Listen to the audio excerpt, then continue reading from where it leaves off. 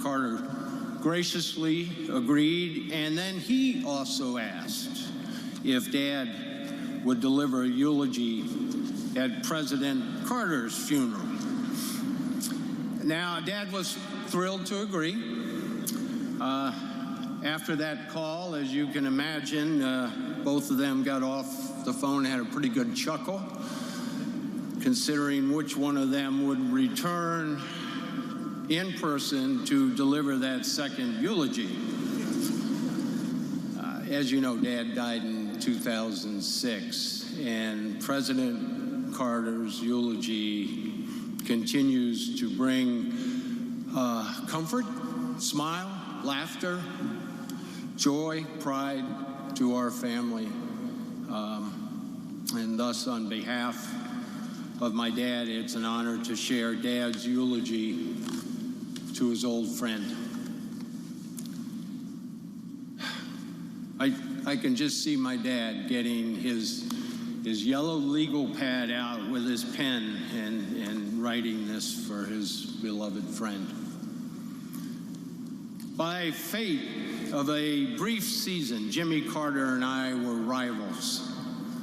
But for the many wonderful years that followed, friendship bonded us as no two presidents since John Adams and Thomas Jefferson. It is said that President Adams' last words were, "Thomas Jefferson still survives." Now, since Jimmy has a good decade on me, I'm hedging my bets by entrusting my remembrances of Jimmy to my son, Steve. According to a map, it's a long way between Grand Rapids, Michigan, and Plains, Georgia. But distances have a way of vanishing when measured in values rather than miles. And it was because of our shared values that Jimmy and I respected each other as adversaries, even before we cherished one another as dear friends. Now, this is not to say that Jimmy never got under my skin, but has there ever been a group of politicians that didn't do that to one another? During our 1976 contest, Jimmy knew my political vulnerabilities, and he successfully pointed them out. Now, I didn't like it, but little could I know that the outcome of that 1976 election would bring about one of my deepest and most enduring friendships. In the summer of 1981, the two of us found ourselves together again, this time aboard Air Force One, bound for the funeral of the great peacemaker Anwar Sadat. There's an old line to the effect that two presidents in a room is one too many. Frankly, I wondered how awkward that long flight might be to Cairo, and it was a long flight, but the return trip was not nearly long enough, for it was somewhere over the Atlantic that Jimmy and I forged a friendship that transcends politics. We immediately decided to exercise one of the privileges of a former president, forgetting that either one of us had ever said any harsh words about the other one in the heat of battle. Then we got on to much more enjoyable subjects, discussing our families, our faith, and sharing our experiences in discovering that there is indeed life after the White House.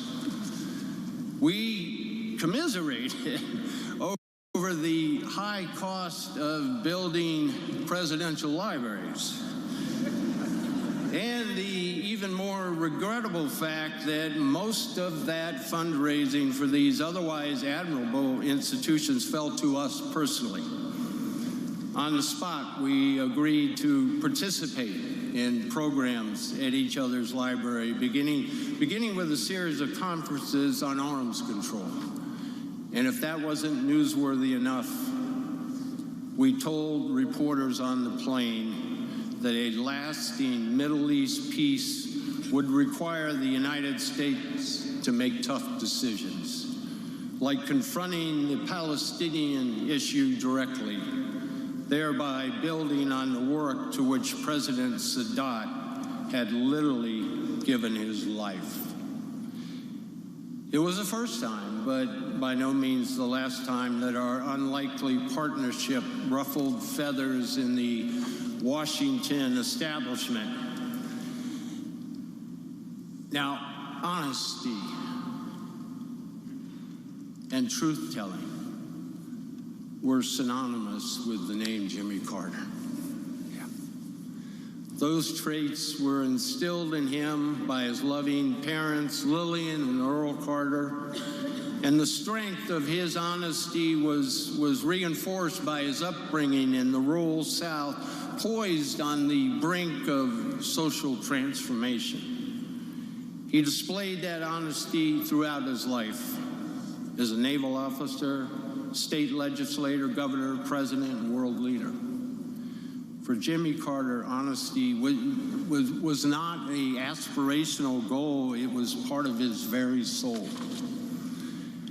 Now, I think Jimmy wrote more books than any former president. Once asked if he really enjoyed writing, he replied with that familiar twinkle in his eye, "It beats picking cotton." But I think he enjoyed writing for another reason. As an author, he was under no pressure to tailor his opinions to some political constituency or potential contributor. Now, both of us had experienced the harsh reality that defeat at the polls can be painful, but we also came to know a more important consequence. Political defeat and writing can also be liberating. If it frees you to discuss topics that aren't necessarily consistent with short-term political popularity. Now, Jimmy learned early on that it was not enough merely to bear witness in a pew on a Sunday morning. Inspired by his faith, he pursued brotherhood across boundaries of nationhood, across boundaries of tradition, across boundaries of caste. In America's urban neighborhoods and in rural villages around the world, he reminded us that Christ had been a carpenter. And in third world villages, he successfully campaigned not for votes, but for the eradication of diseases that shame the developed world as they ravage the undeveloped one. Now, of course, not all of Jimmy's time was spent building houses, eradicating disease, brokering ceasefires, monitoring elections. While Jimmy is probably the only former president to conduct a weekly Bible class, I know for certain he is the only former president to perform a duet of On the Road Again with Willie Nelson. Georgia wasn't just on Jimmy's mind, it was in his blood. However far he traveled, he never forgot where he came home to, or where now, in the end, he would finally come home to.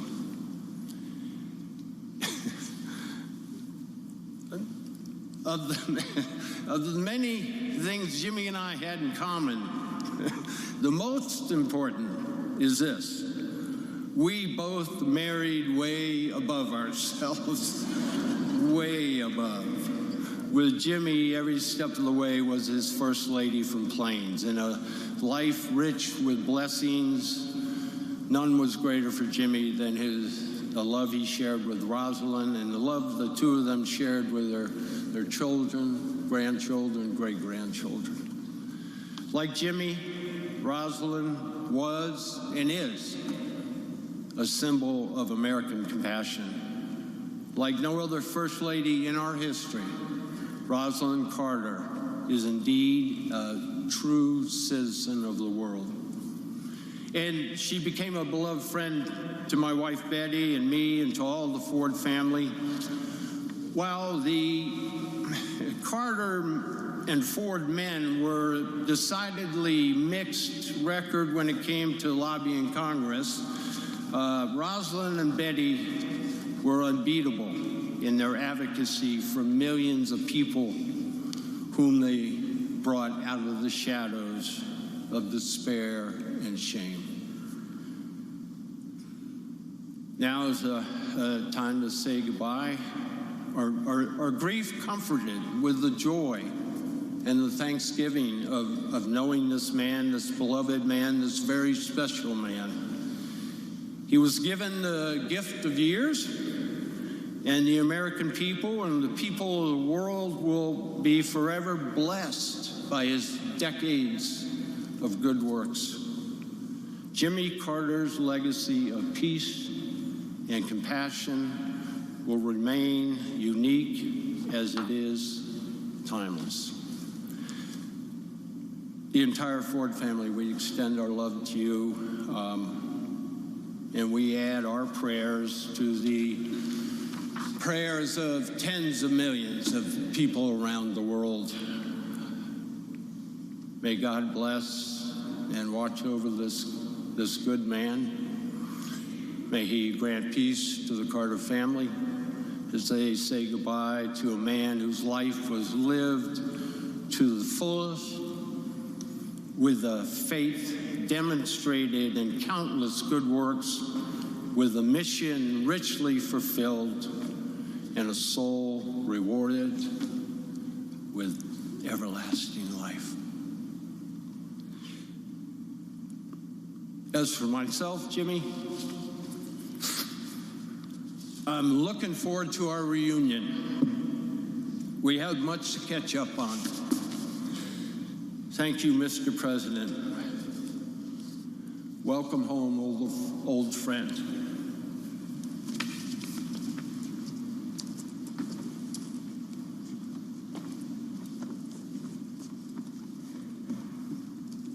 Emotional moment there at the end for Stephen Ford, of course, the son of Gerald Ford, as he delivered his father's tribute to Jimmy Carter.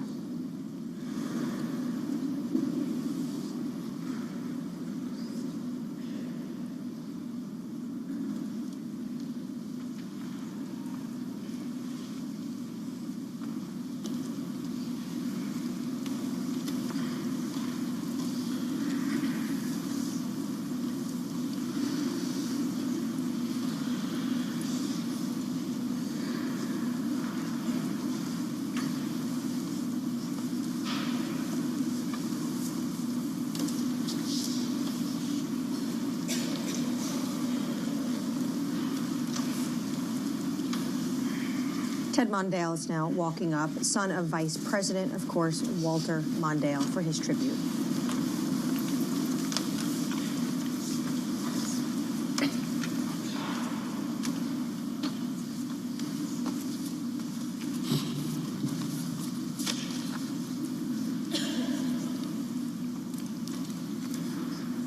My father wrote this in 2015. And clearly he edited it a couple times since then, but here we go. Today we join in sadness to honor our dear friend, President Carter, for his extraordinary years of principled and decent leadership and his courageous commitment to civil rights and human rights. I remember the emergence of Jimmy Carter on the national stage. In particular, his 1971 inaugural address. For the first time, a Georgia governor called for a commitment to the traditions of Martin Luther King Jr. and for the decency that his leadership stood for over his lifetime. I was surprised when then candidate Carter asked me to join in him as his running mate in 1976. He amazed me then, as he has every year since. He, of course, was brilliant. He also had a great sense of humor. And while we had only 4 years in the White House, He achieved so much in that time. It stood as a marker for Americans dedicated to justice and decency. Carter was a man of his word. I remember when he talked about the concept of the vice presidency. I told him I'd like to do it and had only 2 requests. I wanted to make a real contribution, and I didn't want to be embarrassed as many of my predecessors have. He agreed, welcomed my full participation, and directed his staff to treat me as they would him. He was very careful to protect me from the frustration and too often humiliation that had cursed the lives of many vice presidents. I want to thank the president for the good choices he made with his key personnel. We don't have time to mention many of them, but Stu Eisenstadt comes as close as possible to rivaling President Carter's formidable work ethic. Hamilton Jordan and Jody Powell were blessings every day, to me, to the president, and to the nation. One of the things that dawned on me during the course of our time together is how well we worked together and how we understood each other. I think one of the realities was that Carter was a devout Christian who grew up in a small town and was active in his faith for almost every moment of his life. I was also a small town kid who grew up in a Methodist church where my dad was a preacher, and our faith was core to me, as Carter's faith was core to him. That common commitment to our faith created a bond between us that allowed us to understand each other and find ways to work together. He allowed me to take a leadership role on issues that never would have happened before. For instance, he directed and trusted me to take a central role in trying to bring decency to the Vietnamese and Southeast Asian boat people who were fleeing their country. With President Carter's orders, the boat people were picked up by our great Navy from their flimsy boats, which were capsizing, and taken to safety. Most became good American citizens working for a healthy and prosperous nation. Joan loved her time as the second lady. And we have Jimmy and Rosalind to thank for helping her champion the public arts and for just being so kind to her. These were good years for Joan and I.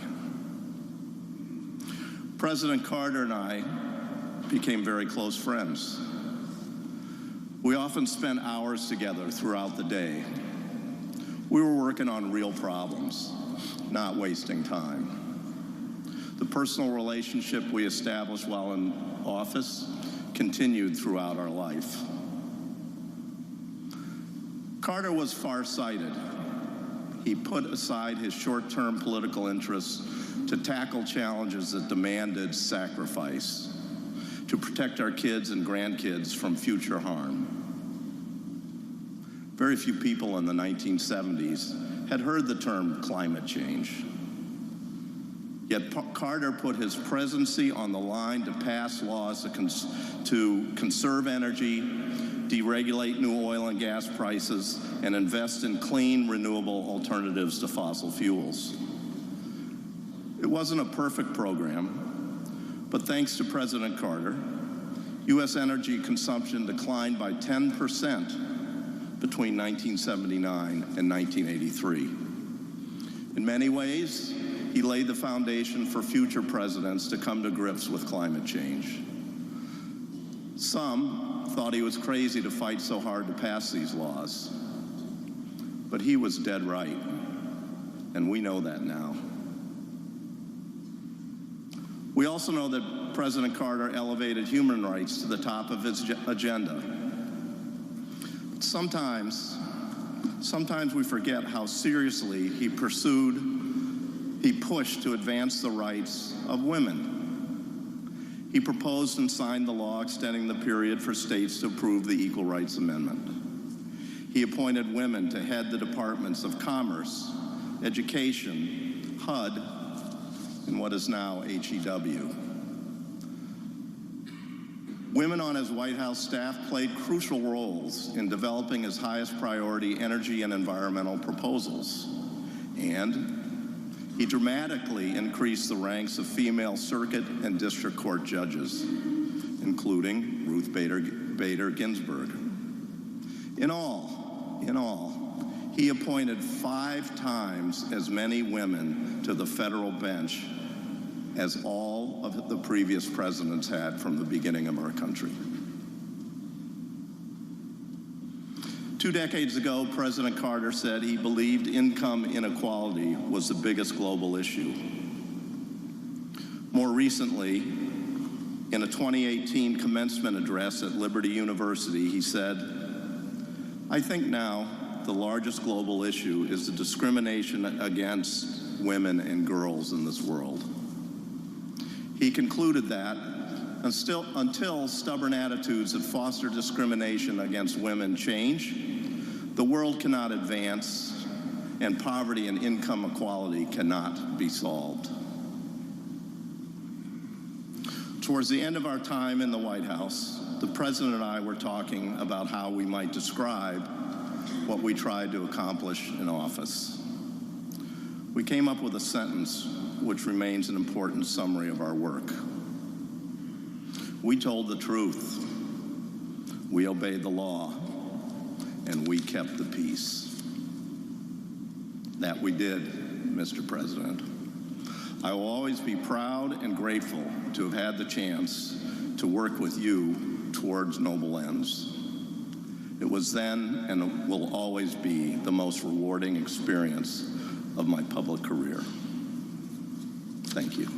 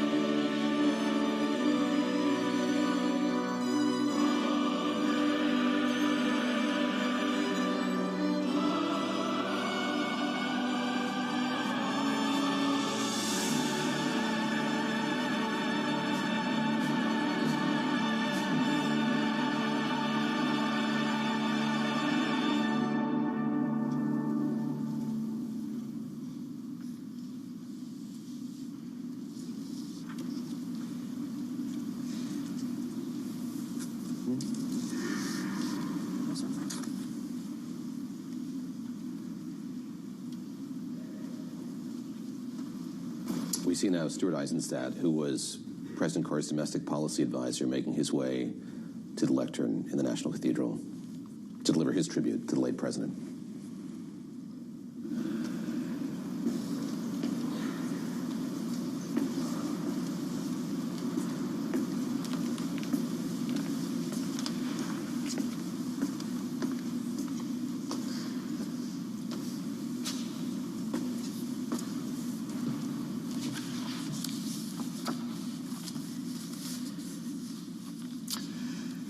Jimmy Carter was as close to being a Renaissance man as any president entering the Oval Office in modern times.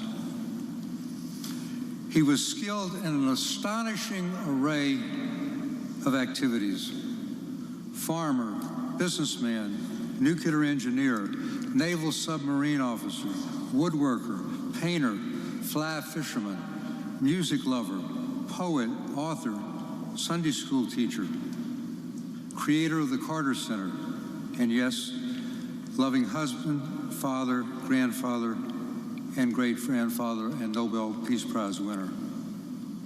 Behind that toothy smile was a man of steel determination, discipline, and self-confidence.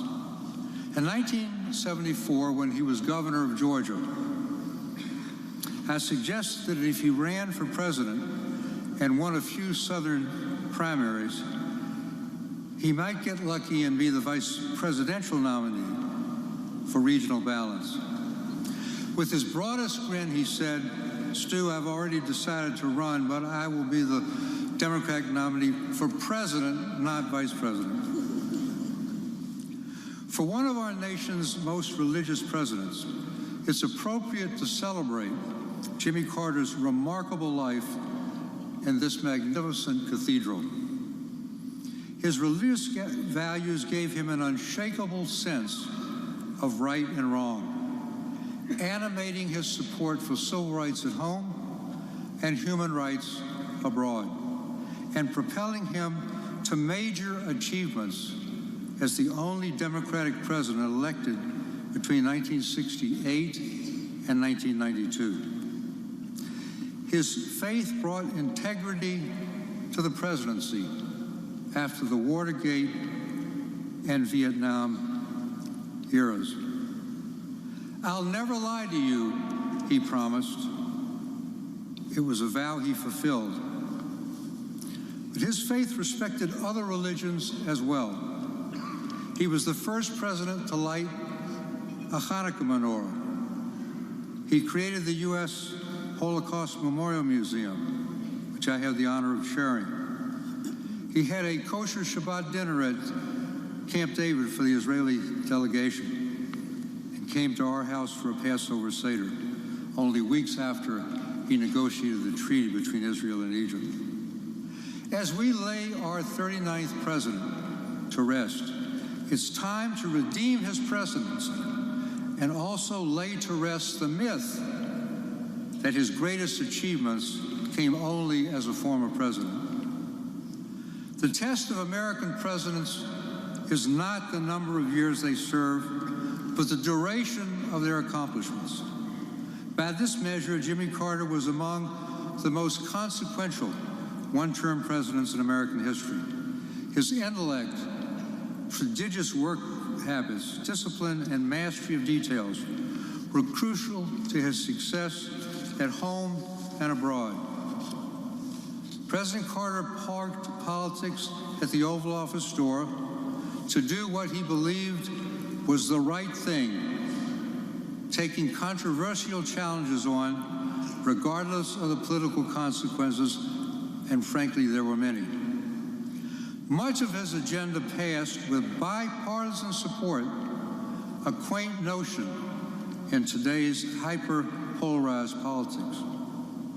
Independent surveys indicated he had one of the highest success rates in passing his major legislation of any American president. And he was remarkably accessible to the press and to the American people. This president from the deepest part of the Deep South, championed civil rights, appointing more people of color and women to senior executive positions and judgeships than all previous 38 presidents before him. He created the Department of Education and dramatically increased funding for low and moderate income students. And we can thank him for all the ethics in government laws, comprehensive civil service reform, the creation of FEMA to coordinate natural disaster relief and rebuilding that remain crucially important today, and we see it in Los Angeles. Jimmy Carter was also the greatest environmental president since Theodore Roosevelt, adding 80 million acres in Alaska to the national park system. And his global 2000 report forecast climate change. His energy bills were critical to move our country from dependence on foreign oil to energy security. We are now, as a result, the largest oil and gas producer in the world. He provided the first incentives for conservation and inaugurated the era of clean energy and symbolized it with solar panels he installed on the White House roof. Underappreciated at the time, but now widely recognized by Republicans and Democrats alike, President Carter was the great deregulator, winning legislative battles to loosen the regulatory bonds and shackles on airlines, thereby democratizing air travel, on trucking and rails, therefore helping our supply chains be more efficient, telecommunications leading to the cable TV era, and even the beer industry, which encouraged local craft beers. And he did so without compromising health and safety. These laid the foundations for today's innovative economy. Nothing better embodies President Carter than how he dealt with the inflation that beleaguered the nation under three presidents, two Republican, Nixon and Ford, and himself during the 1970s. Over the objection of all of his advisors, he chose Paul Volcker to lead the Federal Reserve, knowing in advance that Volcker's tough monetary policy would raise interest rates and unemployment because Paul told him that, and would do so in a presidential election year. You take care of the economy, Paul. I'll take care of the politics. Inflation indeed dropped like a rock after he left office and remained low for decades. Abroad, Jimmy Carter laid the building blocks for a better world. He was the first president to make human rights a priority for U.S. foreign policy. And this led directly to the release of thousands of political prisoners in Latin America and stimulated them to a lasting democratic transition. He ushered in a new era of hemispheric relations with the Panama Canal treaties, the toughest legislative battle of his presidency. He uniquely combined the soft power of human rights, championing freedom for the communist East Bloc countries and tripling the emigration of Soviet Jews. He combined that with hard power, rebuilding America's military strength after its post-Watergate decline. He negotiated a major nuclear arms treaty with the Soviets, while at the same time initiated every single weapon system that came online in the 1980s. Those new weapons helped end the Cold War. He normalized relations with China, and even his critics applauded his tough measures after the Soviets invaded Afghanistan. Jimmy Carter's most lasting achievement, and the one I think he was most proud of, was to bring the first peace to the Middle East through the greatest act of personal diplomacy in American history, the Camp David Accords. For 13 days and nights, he negotiated with Israel's Menachem Begin and Egypt's Anwar Sadat, personally drafting more than 20 peace proposals and shuttling them between the Israeli and Egyptian delegations. And he saved the agreement at the 11th hour, and it was the 11th hour, by appealing to Begin's love of his grandchildren. For the past 45 years, the Egypt-Israel peace treaty has never been violated and laid the foundation for the Abraham Accords. On the other side of the ledger was Iran. Jimmy Carter did not lose Iran, the Shah did. But the hostage crisis was a major factor in denying him a second term, despite his support for the Shah, because he placed the safe return of the hostages above his own political fortunes. He took full responsibility for the failure of the bold hostage rescue mission and worked tirelessly even after his bitter re-election defeat to Ronald Reagan, securing their release on the last day of his presidency. In the end, Jimmy Carter taught all of us how to live a life fulfilled with faith and service. He said, "I have one life to live. I feel like God wants me to do the best I can do with it, to let me live my life so that it will be meaningful." Well, Mr. President, you've more than achieved that goal. He may not be a candidate for Mount Rushmore, but he belongs in the foothills of making the U.S. stronger and the world safer. Jimmy Carter has earned his place in heaven, but just as he was free with sometimes unsolicited advice for his presidential successors, the Lord of all creation should be ready for Jimmy's recommendations on how to make God's realm a more peaceful place.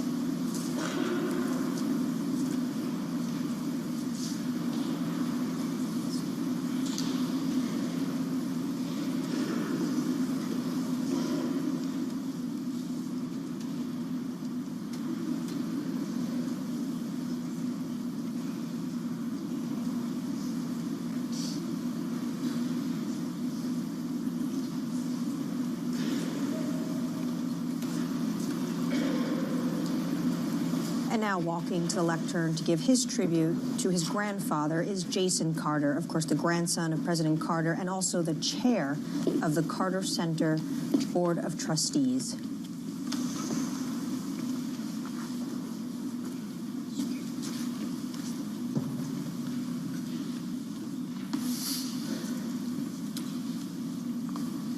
In my church, we sing a song that says, "From the moment that I wake up until I lay my head, I will sing of the goodness of God."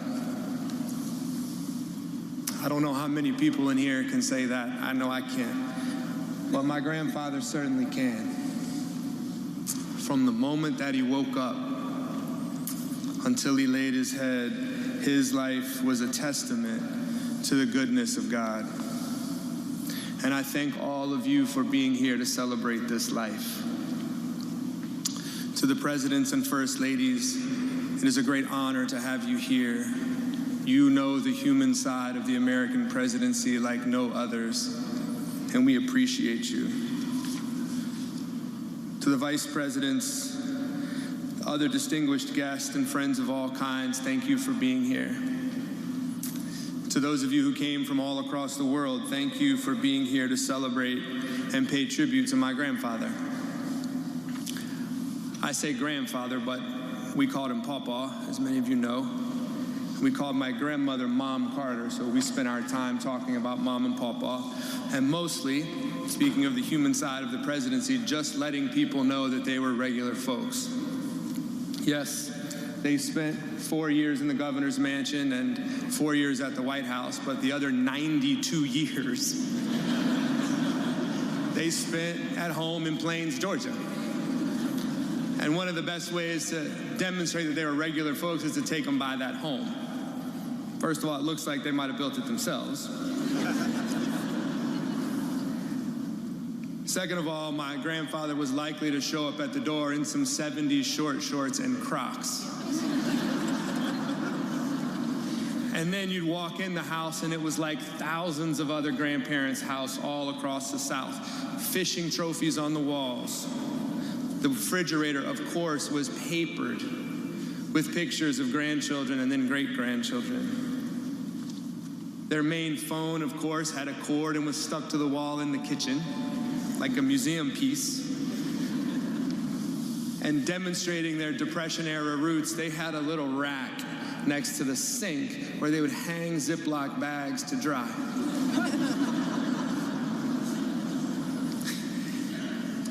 And demonstrating that they changed with the times. Eventually, he did get a cell phone, and one time he called me sort of early on in that process. And on my phone, it said, Pawpaw Mobile. So I answered it, of course. I said, hey, Pawpaw. He said, who's this? I said, this is Jason. He said, what are you doing? I said, I'm not doing anything. You called me. He said, I didn't call you. I'm taking a picture.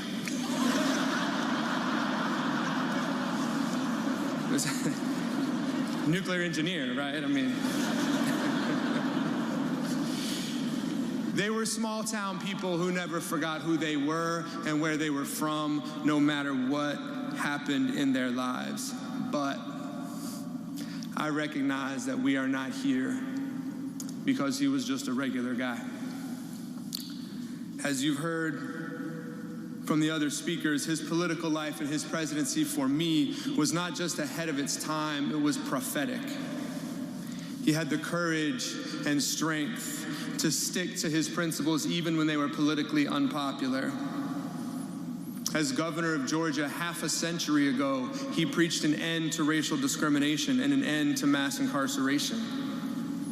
As president in the 1970s, as you've heard, he protected more land than any other president in history. 50 years ago, he was a climate warrior who pushed for a world where we conserved energy, limited emissions, and traded our reliance on fossil fuels for expanded renewable sources. And by the way, he cut the deficit, wanted to decriminalize marijuana, deregulated so many industries that he gave us cheap flights, and as you heard, craft beer. Basically, all of those years ago, he was the first millennial. And he could make great playlists, as we've heard as well. Maybe this is unbelievable to you, but in my 49 years, I never perceived a difference between his public face and his private one. He was the same person no matter who he was with or where he was. And for me, that's the definition of integrity. That honesty was matched by love, it was matched by faith. And in both public and private, my grandparents did fundamentally live their lives in an effort, as the Bible says, to do justice, love mercy, and walk humbly with their God. Sometimes I feel and felt like I shared my grandfather with the world. Today is one of those days. But really, he shared the world with me. The power of an atom, the beauty and complexity of a South Georgia forest. When we fished, he celebrated the majesty of everything from the smallest minnow to that grand circulation of waters. And he shared this love with my boys, taking these Atlanta public school kids out into the fields to show them about row crops and wild plums. In the end, his life is a love story. And of course, it's a love story about Jimmy and Rosalind and their 77 years of marriage and service. As the song says, they were the flagship of the fleet.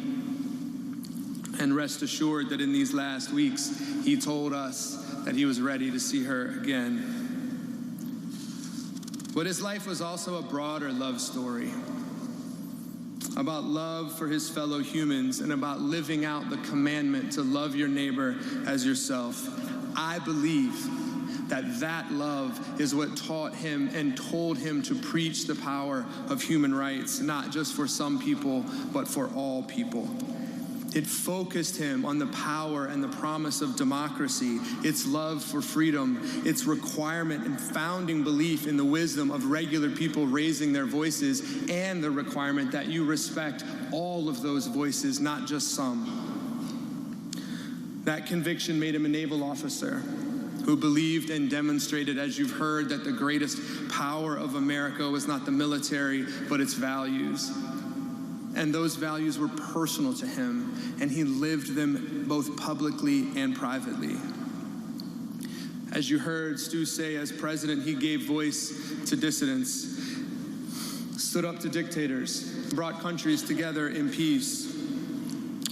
His heart broke for the people of Israel. It broke for the people of Palestine, and he spent his life trying to bring peace to that holy land. And he talked about it at the dinner table. It was the same in public as it was in private. And for the last 40 years, as you've heard, he spent his time living out that love and that faith alongside the poorest and most marginalized people in the world. And that work, again, has been based fundamentally on love and respect. The Carter Center has 3,500 employees, but only a couple hundred in the United States. The rest are spread throughout the countries where we work: Ethiopia, South Sudan, Chad, Bangladesh. And all of the Carter Center's programs are based on a respect, that same respect for the power of regular people, even if they are in tiny villages miles from anywhere else. To give one example, we've all heard a lot lately about guinea worm disease.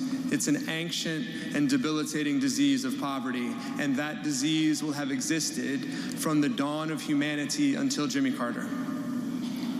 When he started working on this disease, there were 3.5 million cases in humans every year. Last year, there were 14. And the thing that's remarkable is that this disease is not eliminated with medicine. It's eliminated essentially by neighbors talking to neighbors about how to collect water in the poorest and most marginalized villages in the world. And those neighbors truly were my grandfather's partners for the last 40 years. And as this disease has been eliminated in every village in Nigeria, every village in Sudan or Uganda, what's left behind in those tiny 600-person villages is an army of Jimmy and Rosalind Carters who have demonstrated their own power to change their world. And that is a fundamental truth about my grandfather. It begins where it ends. When he saw a tiny 600-person village that everybody else thinks of as poor, he recognized it. That's where he was from. That's who he was. And he never saw it as a place to send pity. It was always a place to find partnership and power, and a place to carry out that commandment to love your neighbor as yourself. Essentially, he eradicated a disease with love and respect. He waged peace with love and respect. He led this nation with love and respect. To me, this life was a love story from the moment that he woke up until he laid his head. Conclude with this. As Andy Young told me, he may be gone, but he's not gone far.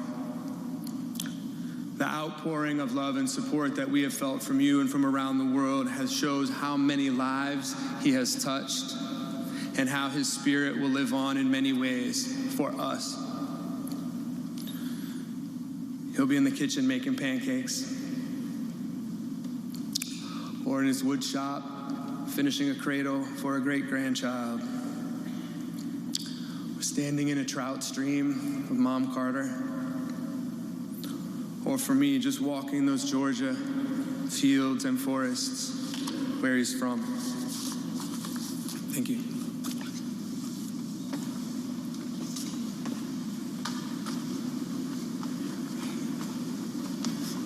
That was Jason Carter, former President Carter's grandson, remembering his papa, Jimmy Carter, at the National Cathedral.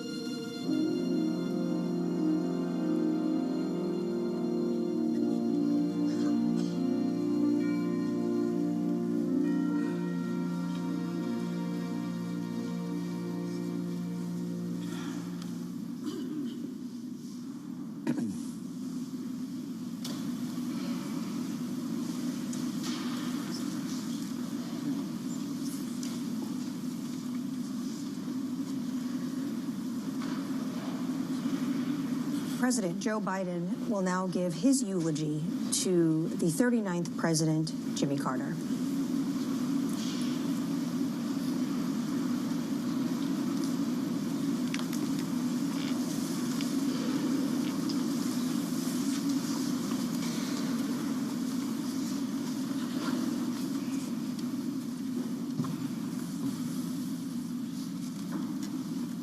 Leaders of the clergy, distinguished guests, most importantly, the Carter family. In April 2021, Jill and I visited Jimmy and Rosalind on a warm spring day down in Plains, Georgia. We wanted to see them. Rosalind met us at the front door with her signature smile. Together, we entered a home that they had shared for almost 77 years of marriage. An unassuming red brick ranch home that reflects their modesty more than any trappings of power. We walked into the living room where Jimmy greeted us like family. That day, just the four of us sat in the living room and shared memories that spanned almost 6 decades. A deep friendship that started in 1974. I was a 31-year-old senator, and I was the first senator outside of Georgia, maybe the first senator, to endorse his candidacy for president. It was an endorsement based on what I believe is Jimmy Carter's enduring attribute: character, character, character. Because of that character, I believe, is destiny. Destiny in our lives, and quite frankly, destiny in the life of the nation. It's an accumulation of a million things built on character that leads to a good life in a decent country. Life of purpose, life of meaning. Now, how do we find that good life? What does it look like? What does it take to build character? Do the ends justify the means? Jimmy Carter's friendship taught me, and through his life taught me, the strength of character is more than title or the power we hold. It's the strength to understand that everyone should be treated with dignity, respect, that everyone, and I mean everyone, deserves an even shot. Not a guarantee, but just a shot. You know, we have an obligation to give hate no safe harbor, and to stand up to what my dad used to say is the greatest sin of all, the abuse of power.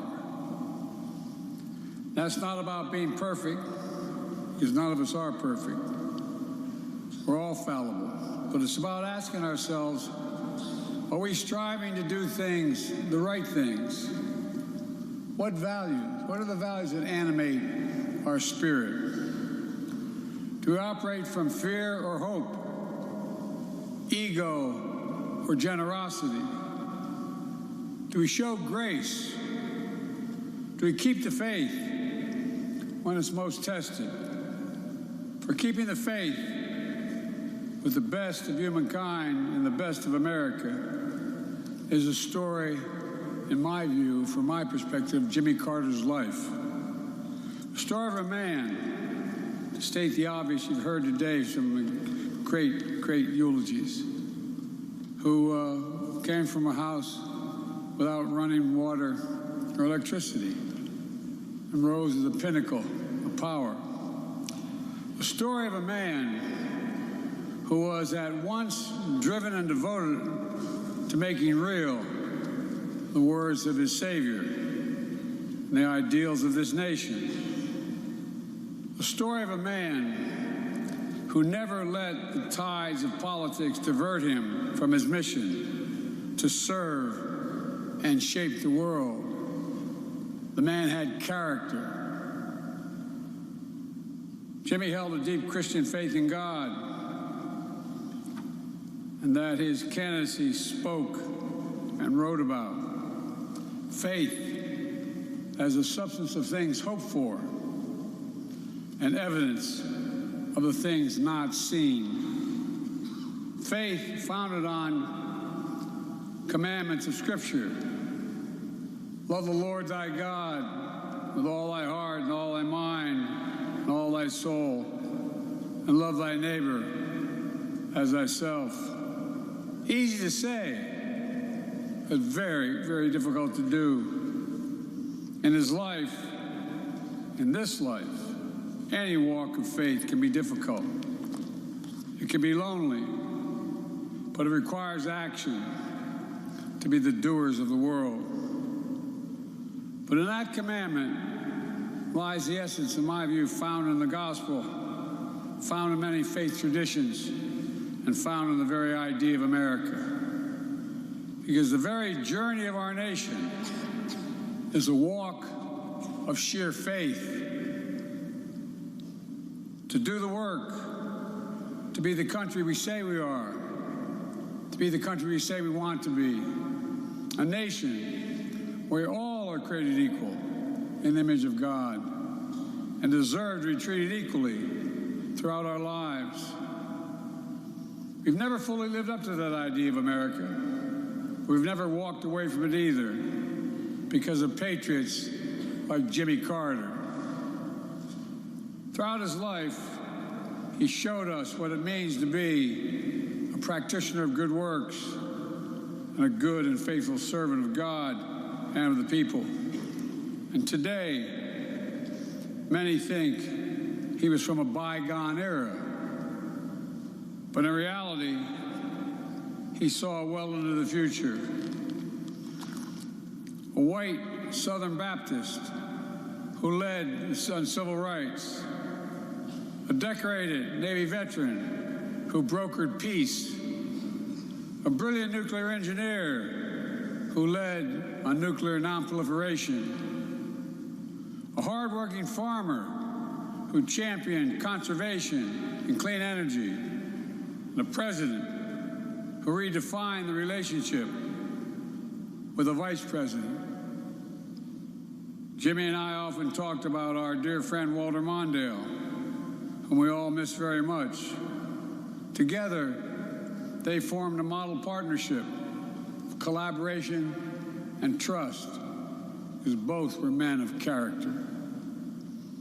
And as we all know, Jimmy Carter also established a model post-presidency by making a powerful difference as a private citizen in America.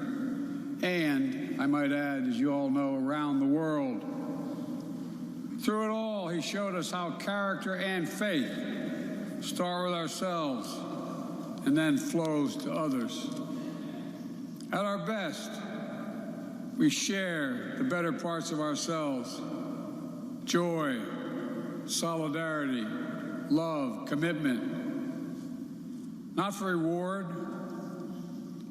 but in reverence for the incredible gift of life we've all been granted. To make every minute of our time here on earth count. That's the definition of a good life. The life Jimmy Carter lived during his 100 years. To young people, to anyone in search of meaning and purpose, study the power of Jimmy Carter's example. I miss him, but I take solace in knowing that he and his beloved Rosalind are reunited again.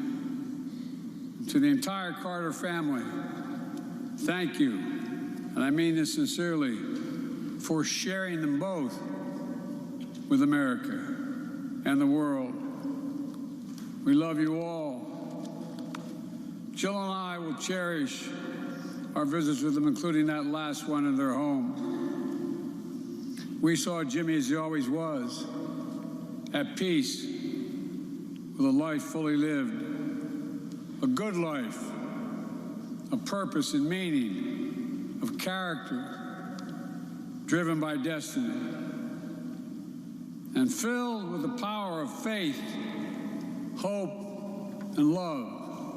I'll say it again: faith, hope, and love. As he returned to Plains, Georgia, for his final resting place, we can say goodbye in the words of the prophet Micah, who Jimmy so admired until his final breath. Jimmy Carter did justly, loved mercy, walked humbly.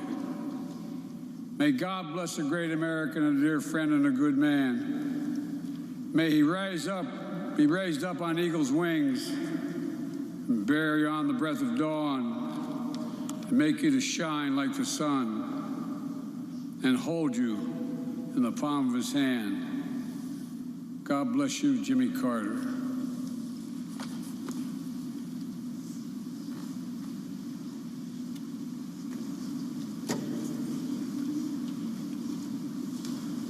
That, of course, was the 46th President of the United States, President Biden, eulogizing President Jimmy Carter.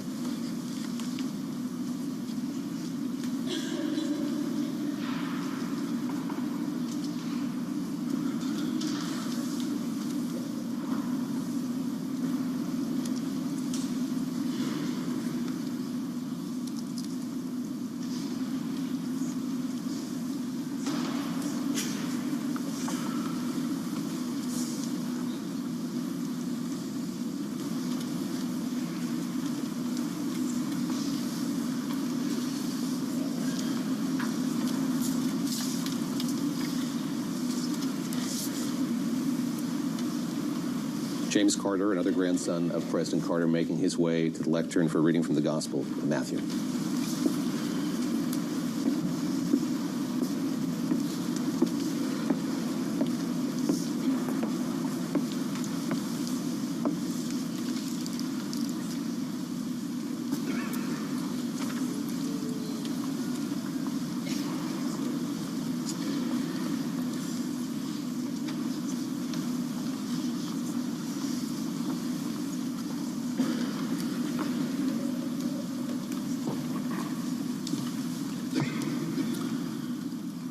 A reading from the Gospel according to St. Matthew.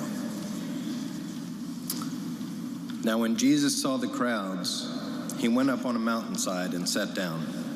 His disciples came to him, and he began to teach them, saying, Blessed are the poor in spirit, for theirs is the kingdom of heaven. Blessed are those who mourn, for they will be comforted.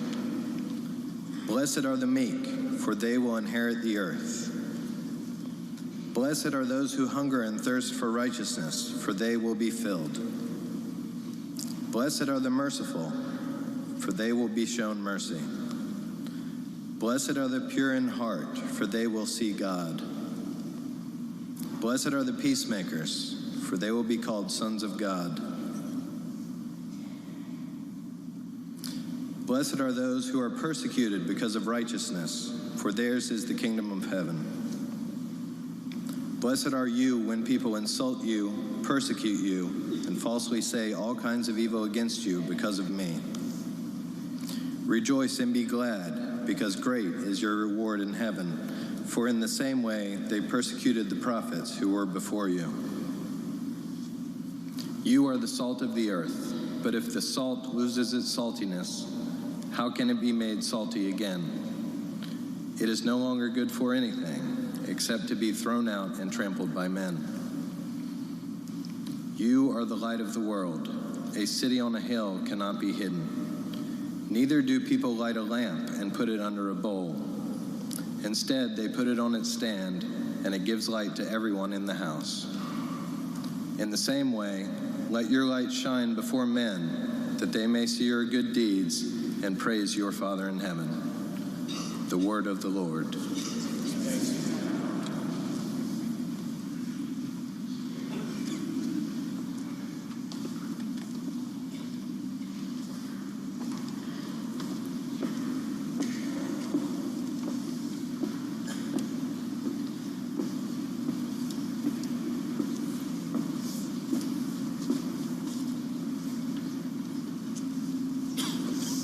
That's James Carter, grandson of President Carter, with a reading from the Gospel of Matthew.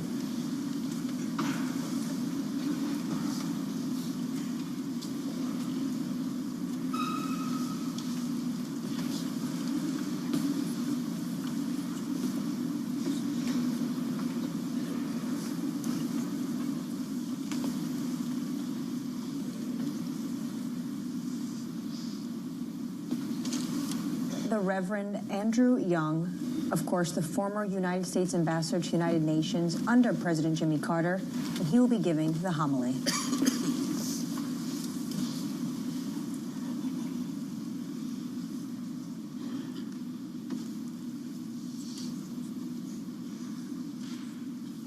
The Apostle Paul, in writing to the Ephesians, the 4th chapter, the 32nd verse, be kind and compassionate to one another, forgiving each other, just as in Christ God forgave you.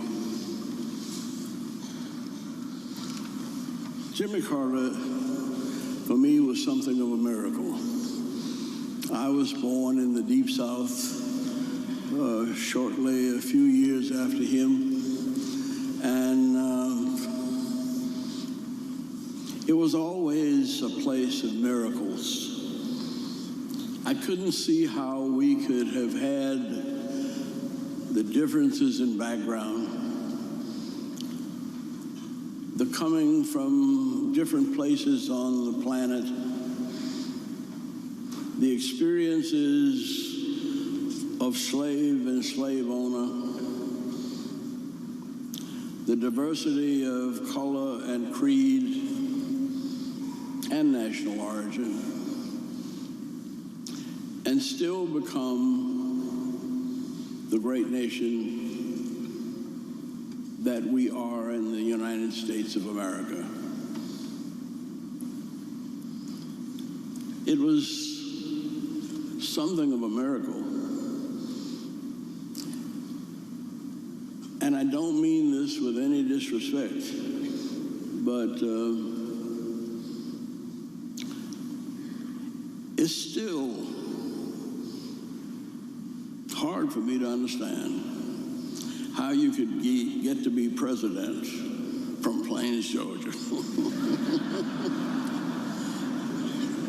I knew Plains from my pastorate in Thomasville, Georgia, about 60, 70 miles south of there. And I was even nervous driving through Plains. And Plains and Sumter County gave us one of the meanest experiences that we had in the civil rights movement. So much so that Martin Luther King said that the sheriff of Plains, of Sumter County, he really thought was the meanest man in the world. And when I first met Jimmy Carter running for governor, and said, the only thing I know about Plains and Sumter County is Fred Chappell. And he said, oh yes, he's one of my good friends. And that was the last thing I wanted to hear. And yet, time and time again, I saw in him the ability to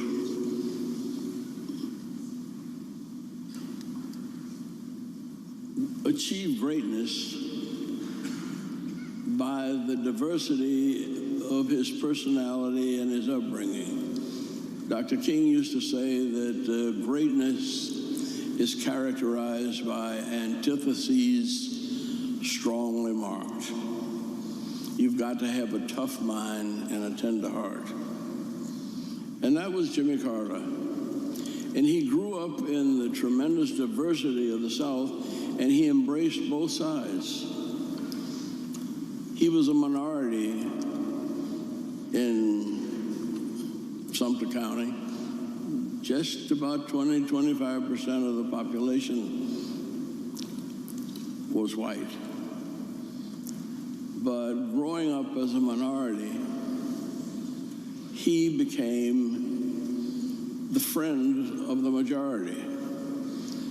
And when he went to the Naval Academy, he asked that his roommate be the first black midshipman to come to Annapolis. And he said, I know minorities. I've been a minority most of my life, and maybe I can help him in his adjustments. And he went out of his way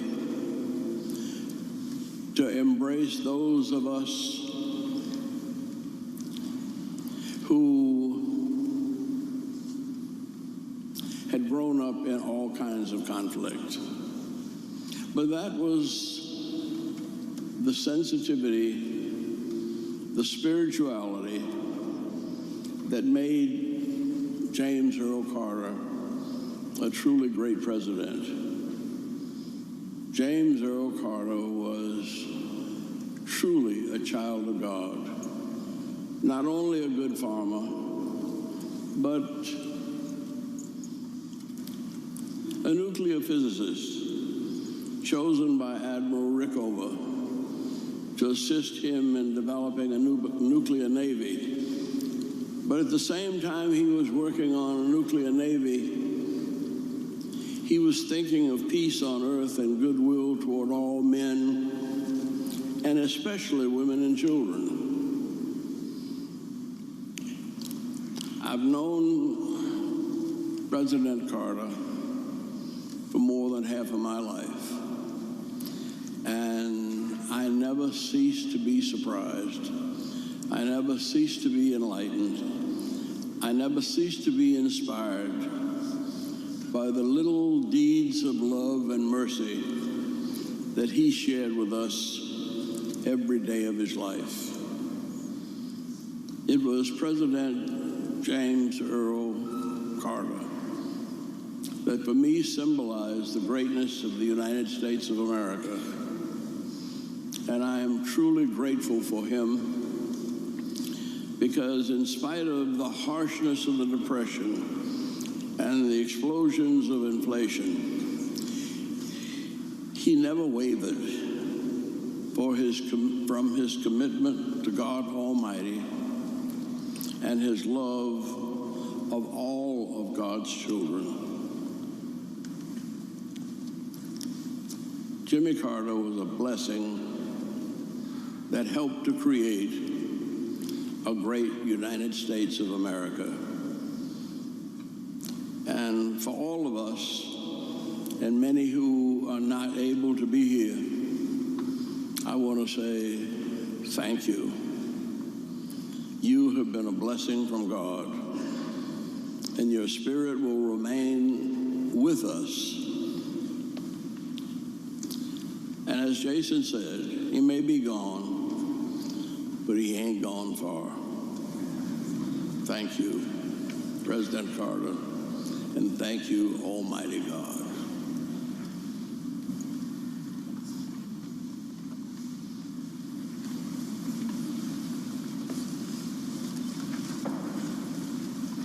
That was, of course, the Reverend Andrew Young giving the homily. He was President Carter's U.S. ambassador to the UN.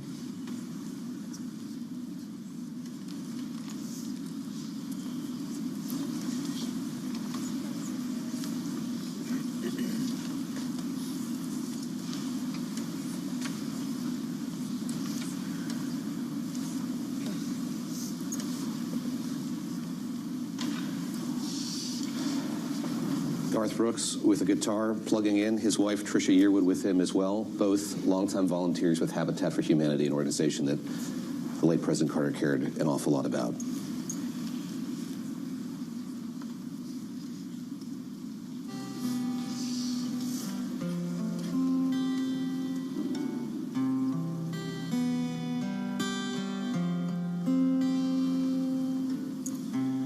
Imagine there's no heaven. It's easy if you try. No hell below us.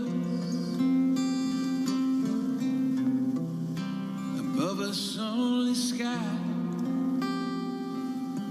Imagine all the people living for today. Imagine there's no country. It isn't hard to do. Nothing to kill or die for. No religion too. Imagine all the people living life in peace. You may say I'm a dreamer, but I'm not the only one. I hope someday you'll join us,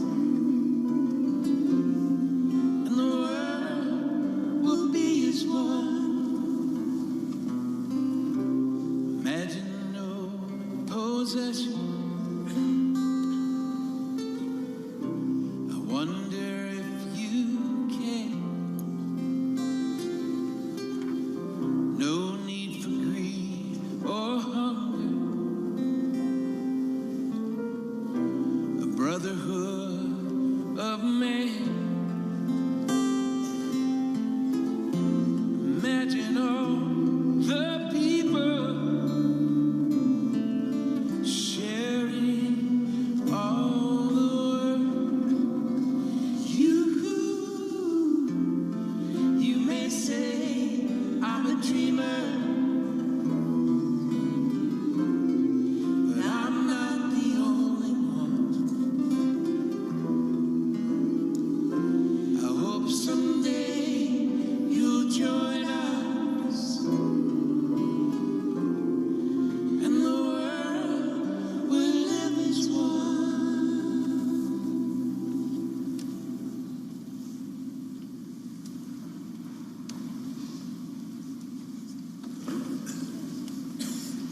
Garth Brooks and Trisha Yearwood singing Imagine by John Lennon and Yoko Ono.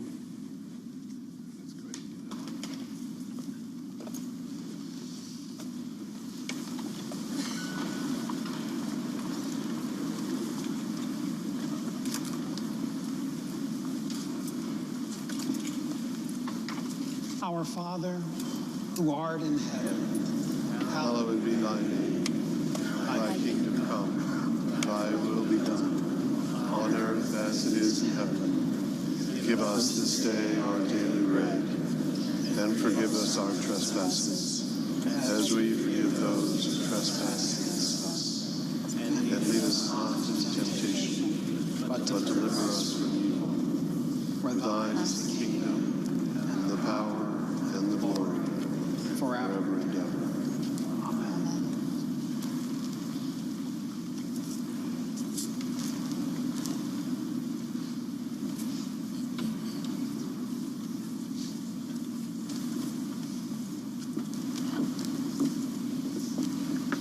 Welcome, sir.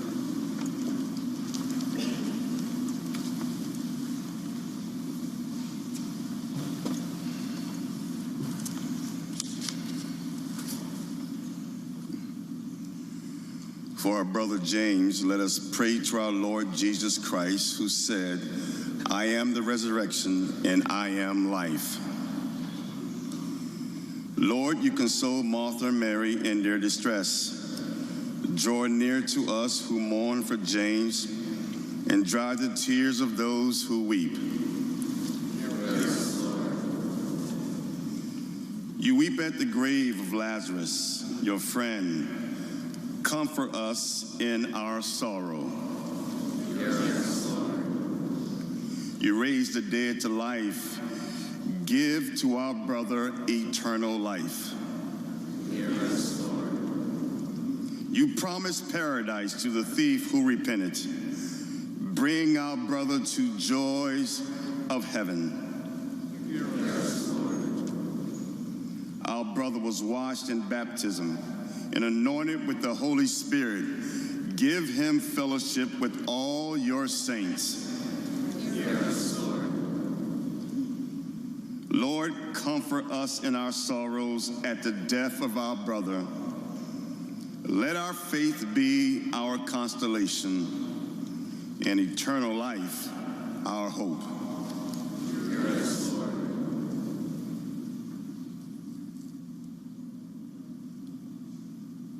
Father of all, we pray to you for James and for all those whom we love but see no longer.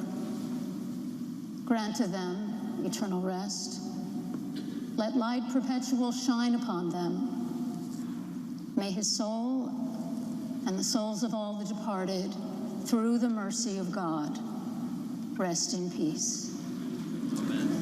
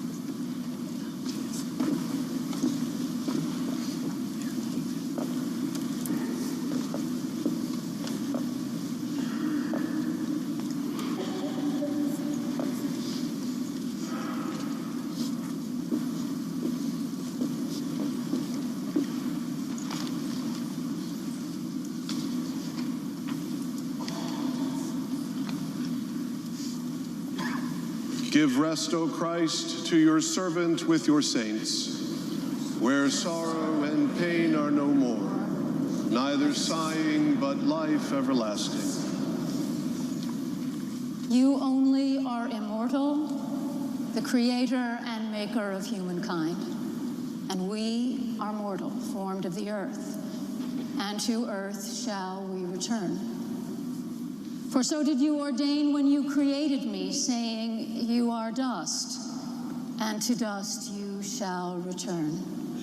All of us go down to the dust, yet even at the grave we make our song, Alleluia, Alleluia, Alleluia. Give rest, O Christ, to your servant with your saints, where sorrow and pain are no more, neither sighing but life everlasting. Into your hands, O merciful Savior, we commend your servant James. Acknowledge, we humbly beseech you, a sheep of your own fold, a lamb of your own flock, a sinner of your own redeeming. Receive him into the arms of your mercy, and to the blessed rest of everlasting peace, and into the glorious company of the saints in light. Amen. The Lord bless you and keep you. The Lord make his face to shine upon you and be gracious unto you. The Lord lift up his countenance upon you and give you peace. Amen. Let us go forth in the name of Christ. Thanks be to God.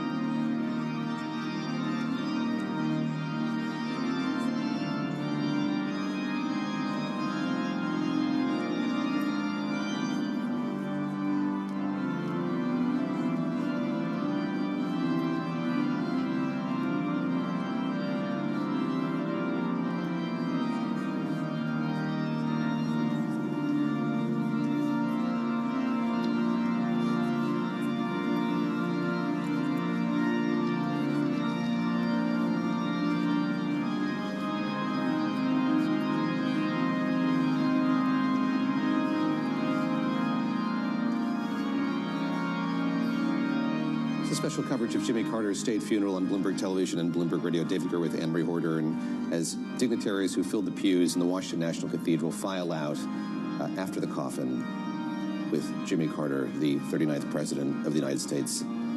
That will make its way to Georgia for a private ceremony later this afternoon, and took about 2 hours in length for that service. Anne-Marie and I was struck by how many people who spoke in memory of the former president stressed his commitment to service, the work that he did, yes, as president, and in his post-presidency. Talked about his involvement with the Carter Center, the work that he did in advancing democracy around the world, public health as well. Members of his family, grandchildren in particular, stressing the fundamental decency of him, repeating over and over again that the person that we saw in public was no different from the person they saw behind closed doors, often at that family home in Plains, Georgia. Absolutely. The individual, I think, stuck out for me, and probably anyone really listening and watching the legacy and life of Jimmy Carter be remembered today at the National Cathedral had to be his grandson, Jason Carter. Talked about just funny moments that really brought to life the human element of this individual, who, of course, was the leader of the free world. But small-town people, he called them, who never thought, where they were from was a big deal. He talked about the fact, I love this story, they reuse Ziploc bags and they leave them up to try to dry them. So pretty incredible feeling of these were just like your grandparents. They were just normal people. And that was what was stressed so much in this funeral, the humanity and how humble Jimmy Carter was. Andrew Young, his longtime friend, the Reverend, former ambassador, describing Jimmy Carter as someone with a tough mind and a gentle heart. I want to bring in Bloomberg's Mike McKee now, who followed all of this with us as it unfolded. What stood out to you, Mike, from the remembrances that we heard today from Reverend Andrew Young, from others, the sense that we got here of the former president? Well, I think you were just putting your finger on it when you were talking about how he was remembered as a kind of common man. Because even though we've had some presidents who, shall we say, spent time in Texas, it's not been seen that way. Most of the presidents that have followed Jimmy Carter, and even many before him, you have to probably go back to Harry Truman to find somebody who was seen as sort of a common man. And the commonality there is that both Truman and Carter left office with a poor reputation for their presidencies, which has recovered a lot. In Truman's case, he's now considered one of the better presidents, and Jimmy Carter is probably going to move up on the list as time goes on and people forget some of the stress of his administration. So I think this was a nice way of looking back at Jimmy Carter that sort of showed us why he was special in his life. Andrew Young is someone that the president knew for a very long time. Half of Andrew Young's life, as he said. Stu Eisenstadt's somebody who knew him for a long time as well, and I was struck by how he kind of married that personal relationship that he had with the late president, with kind of taking stock of all the achievements that Jimmy Carter made when he was the president of the United States and afterward in ring. And Ted Mondale, I think, really struck a nerve when he said Carter was far-sighted, talking about Carter as this individual in the Oval Office that was able to see the problems and the conflicts that might arise on the horizon for the United States, definitely talking about climate change and conservationism. Really a remarkable and wonderful moment to hear those two remembrances at the top of this service from Ted Mondale, of course, Walter Mondale's son, and from Gerald Ford's son as well. These were eulogies written by that president and vice president were passed to their sons to read after they passed away, but something I think all of us will remember here. Eulogies that were written many years ago and updated, but extremely resonant today in room. Absolutely. I think Stephen Ford was fantastic, talking about their political rivalship, but also at the same time how they were able to forge this friendship. Jimmy knew my political vulnerabilities, and he successfully pointed them out. A funny moment, but they talked about how this friendship endured like really no other we've seen of these political rivals, David. This was, of course, special coverage on the life and legacy of President Jimmy Carter. It will continue into the afternoon. Of course, the 39th President of the United States will now go to Plains, Georgia, where he will be interred next to his wife and also have a private family funeral. This is Bloomberg.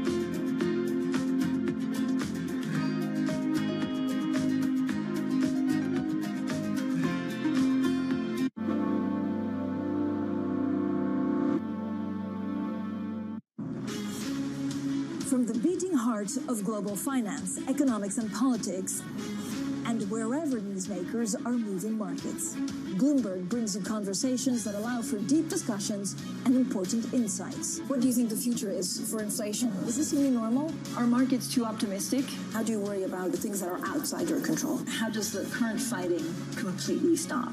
I'm Francine Lacroix, and this is The Pulse, every weekday only on Bloomberg. Key investors, top executives, global innovators. Join me for in-depth conversations with the biggest newsmakers on the day's top stories. Insight with Haslinda Onen, only on Bloomberg. It's the countdown to the market open as we bring you the first trades across Europe. We'll debate the most important stories and what will drive the big investment decisions throughout the morning. I'm Guy Johnson. I'm Kriti Gupta.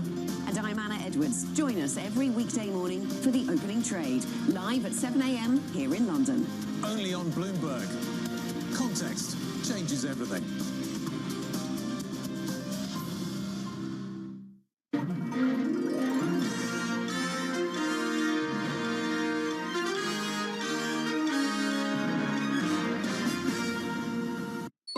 Asia is at the forefront of some of the world's biggest stories. I'm Sherrian in Tokyo. And I'm Heidi Stroud-Watts here in Sydney, where the trading day begins. We're here in the center of all the action to get you set up with the numbers, news, and knowledge you need for the day ahead. The demand is indeed recovering. We've been waiting for this moment. The opportunity of a century. Join us on Bloomberg The Asia Trade. Weekdays only on Bloomberg TV. Context changes everything. Good morning. This is Bloomberg Surveillance. Welcome back to the opening trade. This is Bloomberg Technology. This is The Asia Trade. This is Wall Street Week. Welcome to Balance of Power. This is Bloomberg Television. Welcome to the world of decentralized finance. Massive outperformance from Bitcoin. Bloomberg is covering all things crypto, the people. The tectonic shift emanating from Washington. All we're looking for is clear rules and an ability to build in the United States. Crypto shouldn't be partisan. The transactions. Really a record-breaking moment. Crypto VC is back. And the technology. It's really the beginning of a global on-chain economy. And if America doesn't embrace it, we're going to be left behind. Bloomberg Crypto, Tuesdays only on Bloomberg.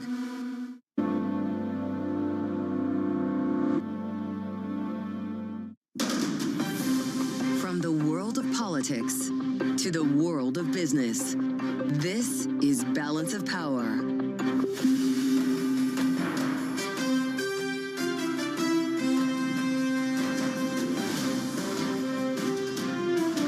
Live from Washington, D.C. From Bloomberg's Washington, D.C. studios to our TV and radio audiences worldwide, welcome to a special edition of Balance of Power. Alongside Joe Matthew, I'm Kaylee Lyons. America remembers its 39th president, Jimmy Carter, whose state funeral was held at the National Cathedral here today in Washington. A live look right now as Jimmy Carter's remains now prepare to make their final journey home. We'll reflect. I was the first senator outside of Georgia, maybe the first senator, to endorse his candidacy for president. It was an endorsement based on what I believe is Jimmy Carter's enduring attribute: character, character, character. We'll reflect on Carter's legacy this hour with political scientist Laura Brown, economist Lindsay Owens, and our signature political panel, Rick Davis and Jeannie Shanzano.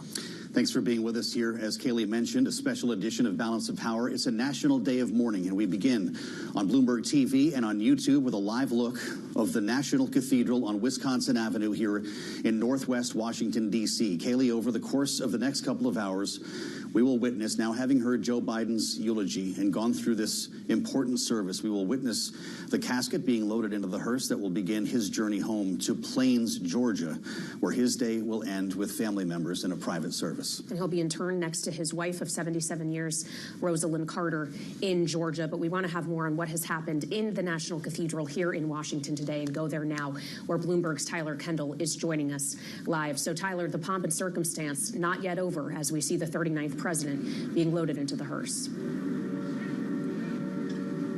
Yeah, hey, Kaylee. It's incredibly somber here at the Washington National Cathedral. I am just steps away from where you are seeing that casket being loaded into the hearse as the services for former President Jimmy Carter come to an end here at the Washington National Cathedral. It has been incredibly quiet here on the grounds as people pay their respects to the former president. All we hearing are the steps of the honor guard behind me. Now, of course, many loving tributes to the former president during the services. That included in perhaps one moment of levity by his grandson, Jason Carter, who reminded us that former President Jimmy Carter, yes, spent 4 years in the Georgia's governor's mansion, 4 years in the White House, but also 92 other years of life that he wanted us to remember. There's also this sense of bipartisanship in the room. Of course, the 5 living U.S. presidents there, but also from eulogies from 2 bipartisan folks as well, the sons of former President Gerald Ford and Walter Mondale.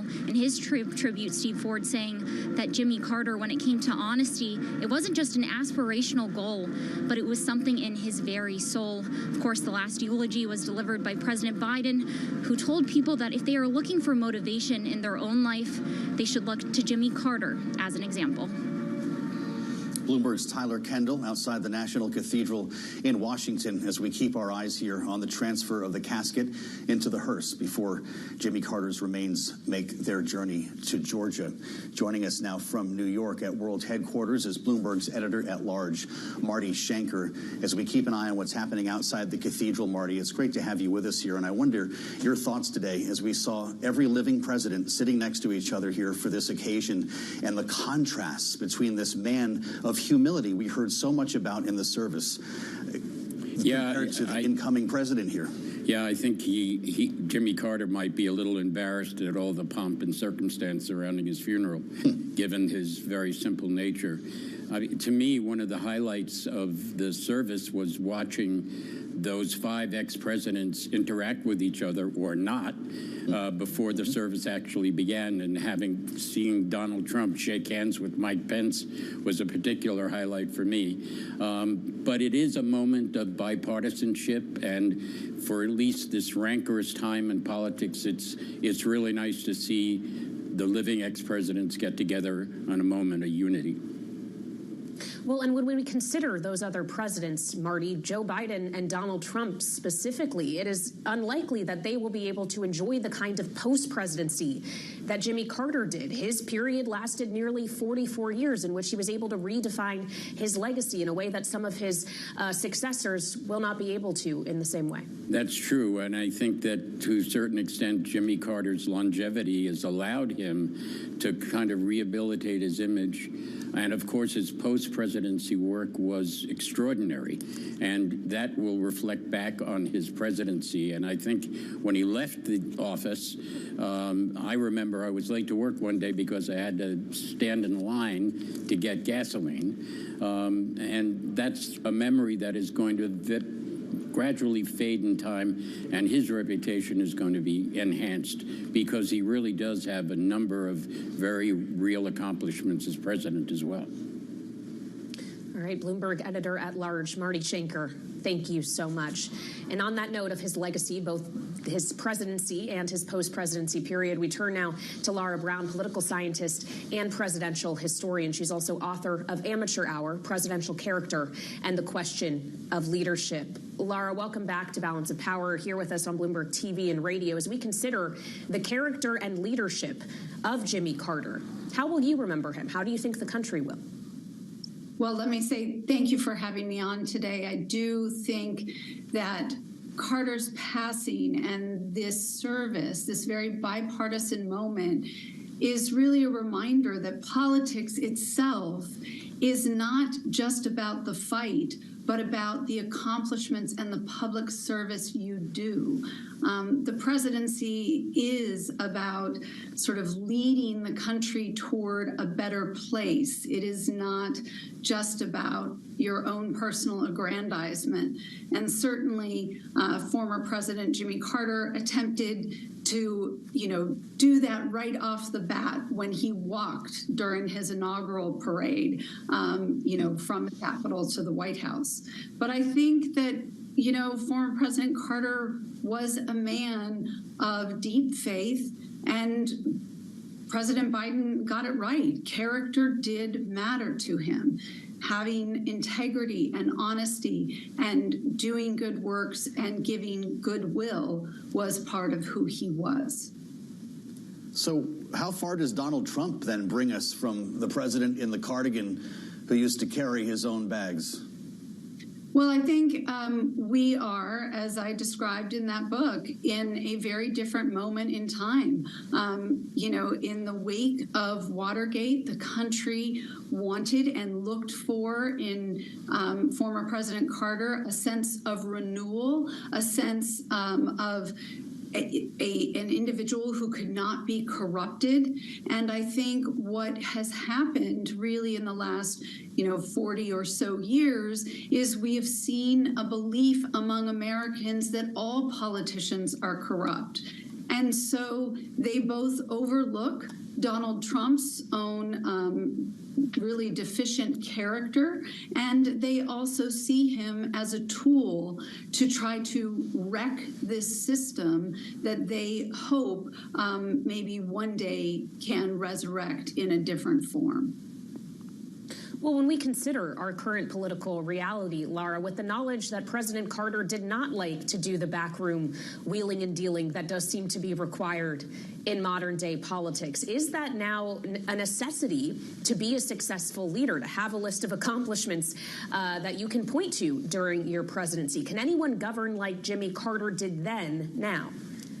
No. And let me just say that one of the reasons he wasn't reelected was because he didn't know how to do that politicking. Harry Truman once joked that a statesman is a dead politician. And what that really means is that if you're going to be considered a statesman, someone for whom we build monuments, that means you better be an extraordinary politician who can find compromises to create enduring, lasting legacies. And that is what we sort of notice and witness about both George Washington and Abraham Lincoln, and then in more modern times, Franklin Roosevelt and Ronald Reagan. The wheeling and dealing is part of what it means to bring compromise, not just your own character, to the office of the presidency. If you're just joining us on Bloomberg TV and radio, Jimmy Carter's casket has been positioned in the hearse outside of the National Cathedral. He will be transferred shortly to Joint Base Andrews. The 747, typically used as Air Force One, is awaiting on the tarmac for family members as well. They will fly back to Georgia. This service ends at 12:06 p.m. Eastern Time. Laura, we saw the casket pass Joe Biden. He placed his right hand over his heart. And as we consider the legacy of Jimmy Carter, the good and the bad, there are a lot of parallels that people have pointed to between them: the fight against inflation, the optics behind hostages being taken, and what must have been going through Joe Biden's mind in that service today. Well, certainly President Biden has years and decades of engaging with former President Carter. I mean, as he pointed out, he was one of the first senators outside of Georgia to, in fact, back his candidacy in 1976. So they have a history. And I do think that there is kind of great sadness, not just with the passing of him and all that he represents, but something of a passing of the bipartisan relationships that also formed. I mean, I found Stephen Ford's recitation of former President Ford's eulogy just incredibly moving, that these two men could sort of bond on an airplane coming back from a funeral, talking not about politics, but about their families and their faith and their commitment to the American experiment. In our final minute, Lara, as we consider the friendship between people who were political opponents, and we saw gathered in the same pews other political opponents, Donald Trump sitting next to Barack Obama, Joe Biden, of course, just a few seats down. Are we likely to see those kinds of friendships form of our more modern political leaders? Well, I think the more vitriolic our politics become, the harder it is for those friendships to form. We would hope that we would see more of that. We know that former President Bill Clinton has become very close with the Bush family, and he was, when H.W. Bush was eulogized, very much a part of that service and his remembrance. So I do think within the President's Club itself, that will remain an exclusive, unique, perhaps clubby institution. But across the aisle in normal Washington and across the country, it is harder and harder to find civility, respect, and really a level of humanity toward your opponent. Laura, really glad you could join us today and appreciate the insights as always. Laura Brown, political scientist, presidential historian, with us on a special edition of Balance of Power here on Bloomberg. Straight ahead, our signature panel will join us. Reflections from Rick Davis and Jeannie Shanzano on a national day of mourning. With our live look at the National Cathedral, stay with us for more. This is Bloomberg.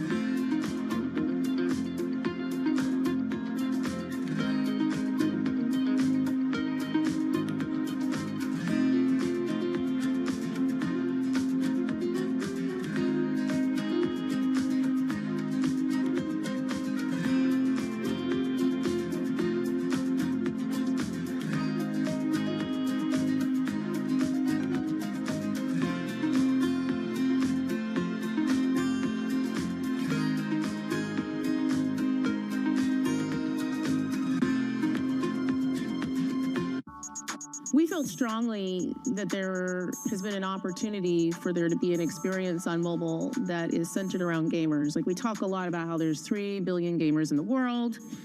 2 of those billion play on mobile, and half of those actually play on mobile and they play on another device.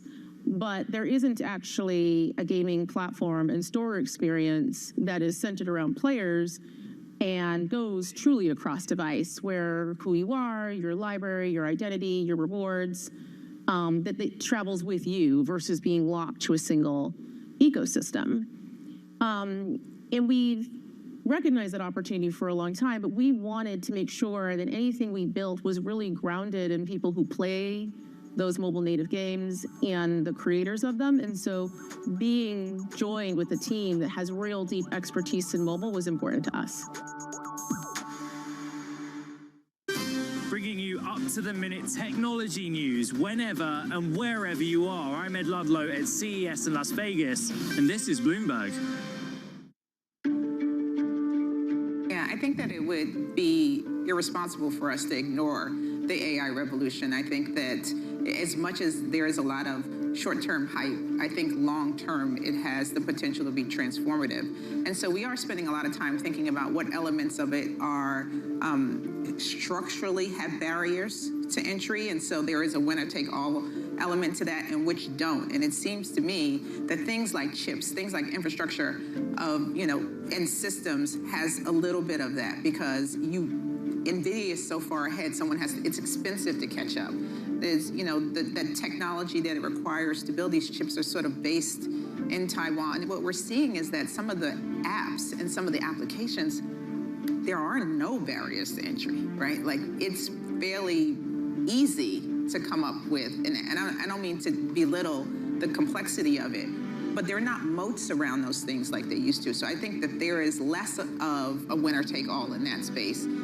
You're going to have to earn that spot, whereas it'll be fun to watch what happens. And I think there's going to be a lot of money burned in the process because somebody will develop something and a fast follower will come along and make it better and cheaper, because data gets cheaper and more pervasive, and it's going to be easy for new players to come in and do interesting things. So I think we wait and we see. In case you missed it, on Bloomberg Open Interest, We'd love to hear from you. We'd love to hear what you think about our shows here on Bloomberg Television. Do you think we're doing well? Do you think we need to change some things? Do you like Matt Miller? Should I wear a wig on a regular basis? Please write that in. I'm scared. The first monthly loss for the S&P in 7 months, 30 minutes until it started trading. I'm Matt Miller. I'm Sonali Basak. And I'm Katie Greifeld. Don't miss Open Interest live weekdays. From the world of politics to the world of business, Joe Matthew and Kaylee Lines deliver news, insight, and analysis live 2 times a day, every trading day. Balance of Power at 1 and 5 Eastern, only on Bloomberg. Names that move markets are on Bloomberg. Our budget proposes an additional $3 trillion of deficit reduction over 10 years. And I think that's necessary to make sure that our fiscal path is sustainable. Now, Congress hasn't done anything, beyond what I've mentioned to improve the fiscal outlook, and I think that's a shame. Nobody covers business like Bloomberg. Bloomberg loves earnings. I know it's like your Super Bowl, right? I can't wait. It's like opening presents in the morning. All right, it will be exciting. Nobody covers earnings like Bloomberg.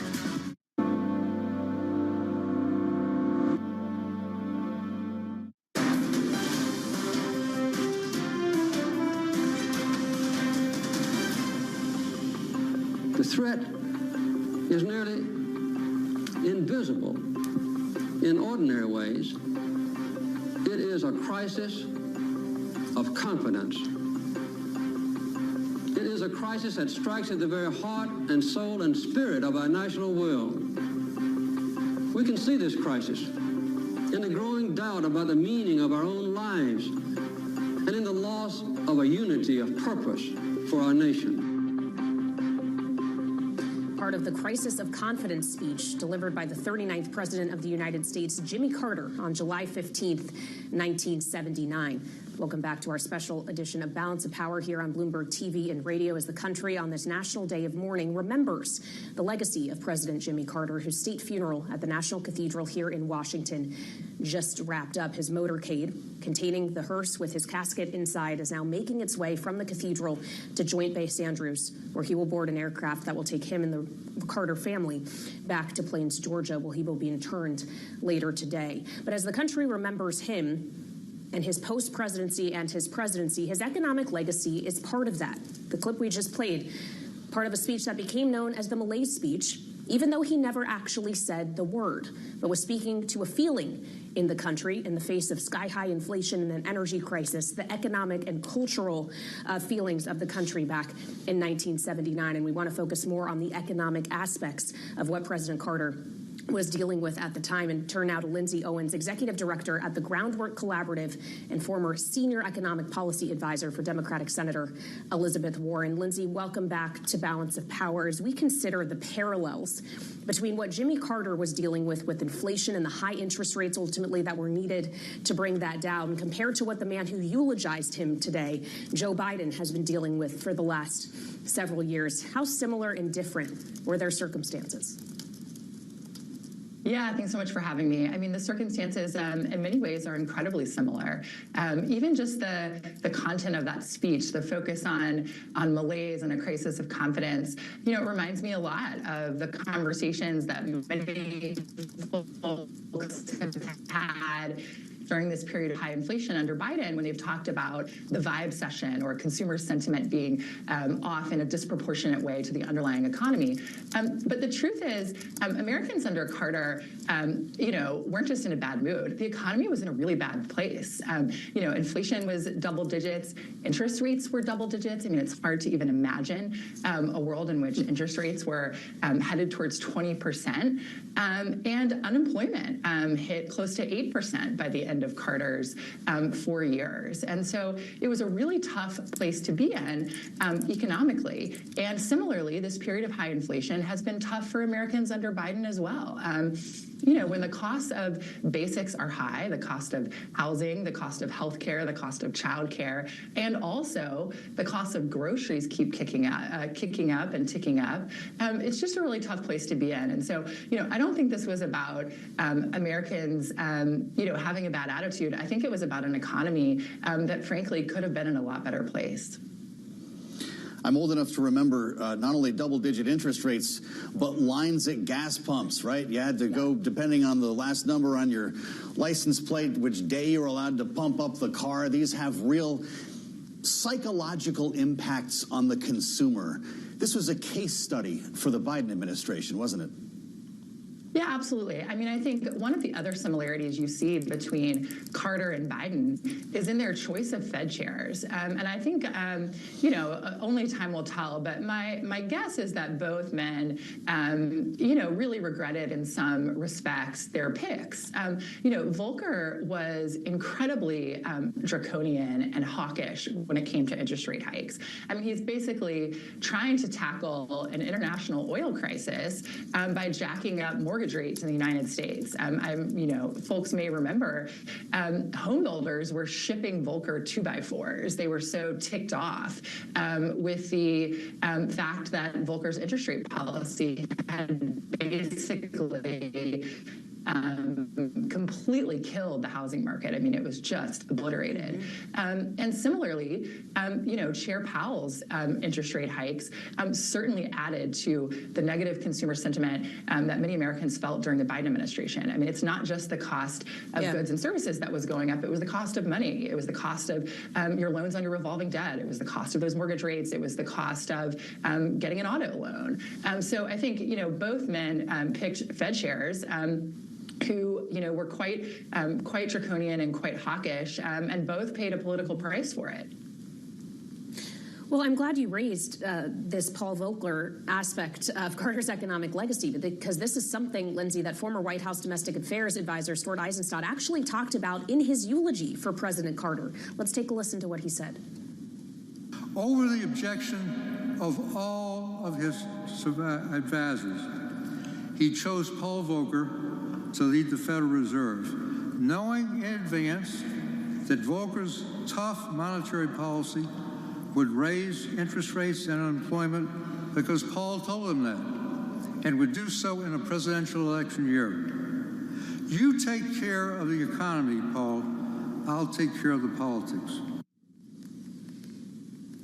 And yet, Lindsay, as you were just speaking to, sometimes you can't separate the two, and politics very much is dictated by what's happening in the economy.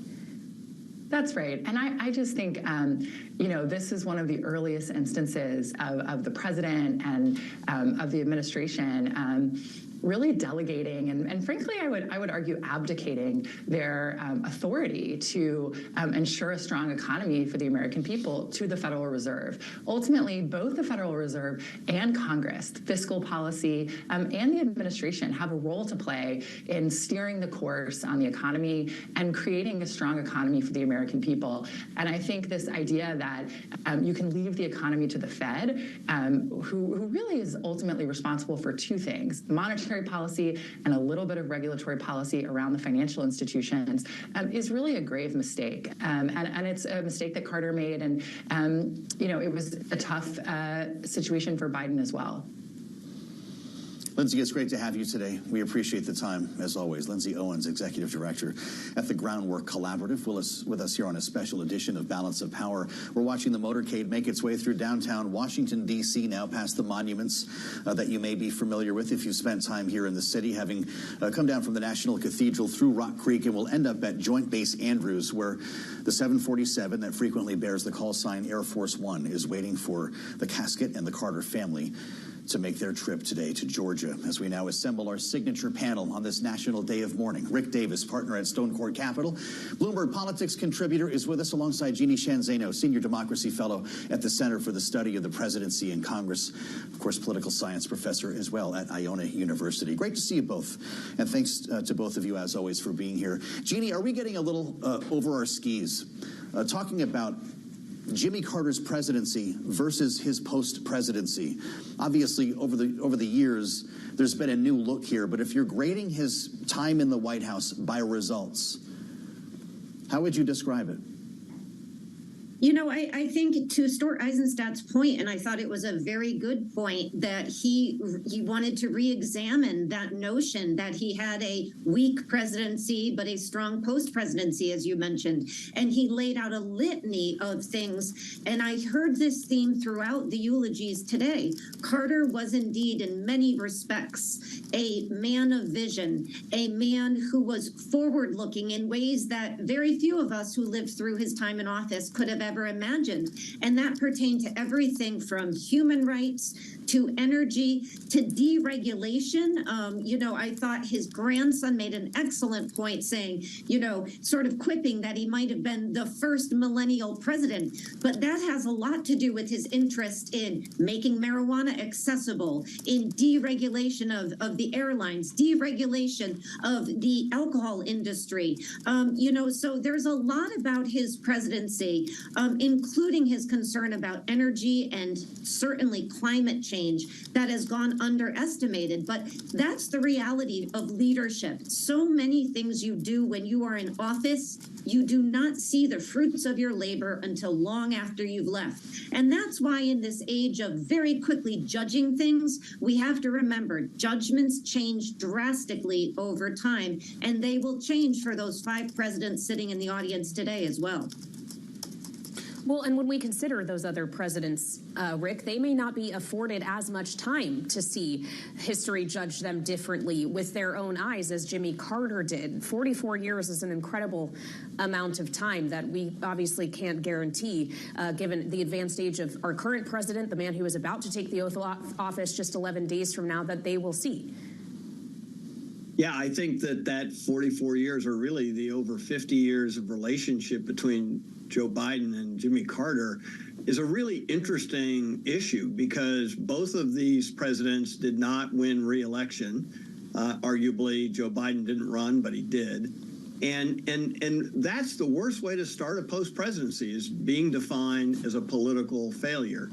And then it goes from there. So what's also interesting is these are 2 men from the same generation, yet span 50 years of political activity. And I found that just to be fascinating today when Joe Biden took the rostrum and eulogized his friend Jimmy Carter, how much has happened in our country, both politically, economically, culturally, since the 2 of them probably first met over 50 years ago. And so, yeah, I think that what we saw today not only is a great example of, you know, the dignified rituals that define our country and our political caste, but also the incredible change that has occurred politically and economically and culturally in our country over the span of this one man's life. And I just think it was really interesting and educational for everybody to watch this. I hope schools took the time to broadcast this on their televisions for children to watch, because if you don't learn about America from an event like this, then it's going to be very hard to have another opportunity like this in your lifetime. Boy, what a great point. Jeannie, there's talk about turning the page. For some, it feels like the end of a chapter, though, in American politics. How about you?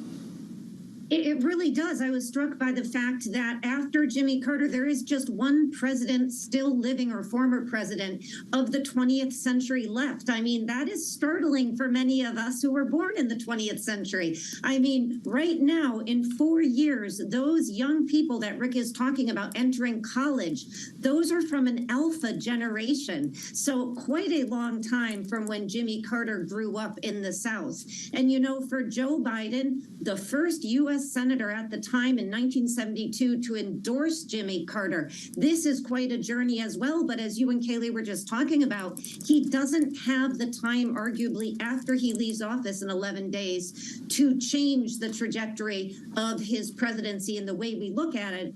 But that, like usual, is going to be left to historians. Well, and when we consider Carter's post-presidency, specifically, Rick, and how he became known as a humanitarian, and those efforts, especially with the Carter Center, which he founded shortly after leaving office, whether it be for public health or monitoring of elections, have changed the way he's viewed not just here at home, but globally as well. Yeah, his footprint around the world was probably more substantial in his post-presidency than even his presidency was domestically. He was a man of the world. He didn't really see barriers anywhere, whether he was in Africa or Latin America or in other parts of the world.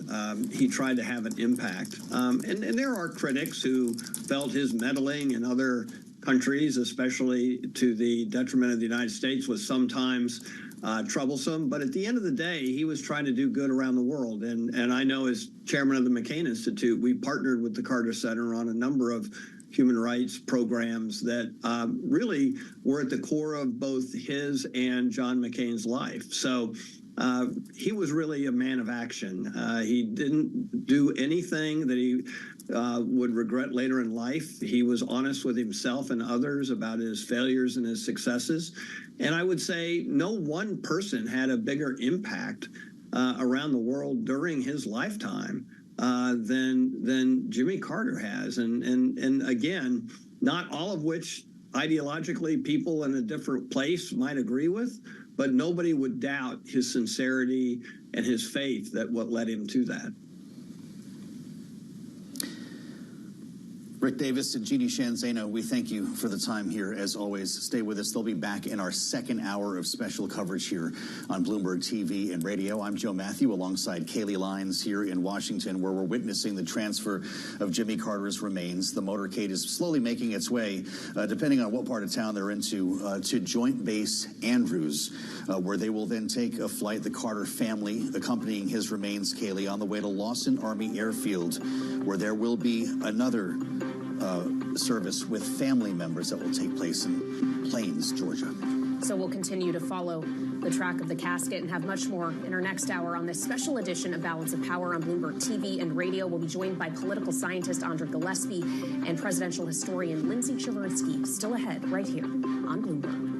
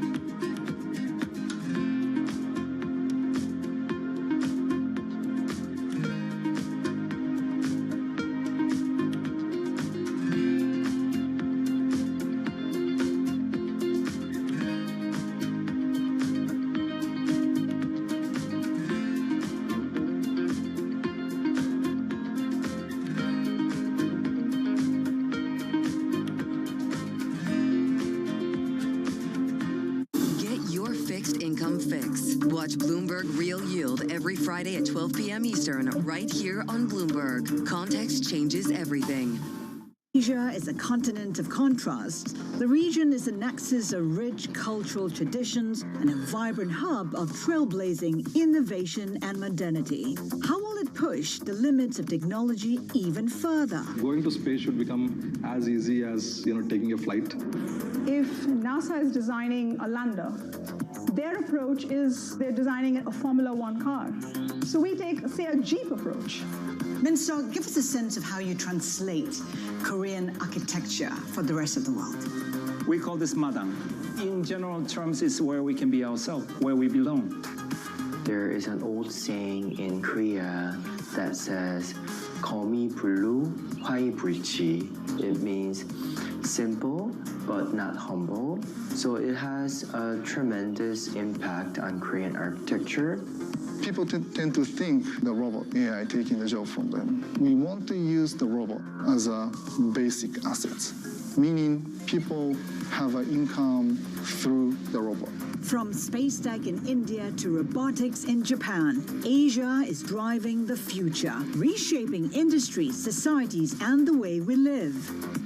Join me as I take you through the bold innovations. Discover Asia's next-gen technologies on Momentum.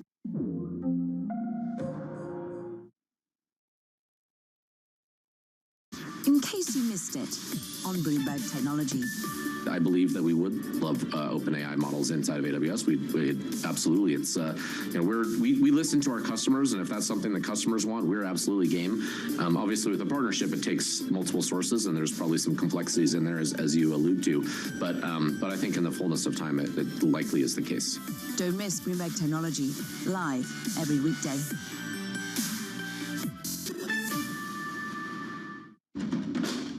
There is this real momentum from Wall Street. We are basically deep in the European earnings season. Take a look at how we're faring when it comes to Asian markets. It's a multi-trillion-dollar industry. We'll show you what's happening in ETFs like no one else. ETF IQ, Mondays on Bloomberg. From the world of politics to the world of business, this is Balance of Power.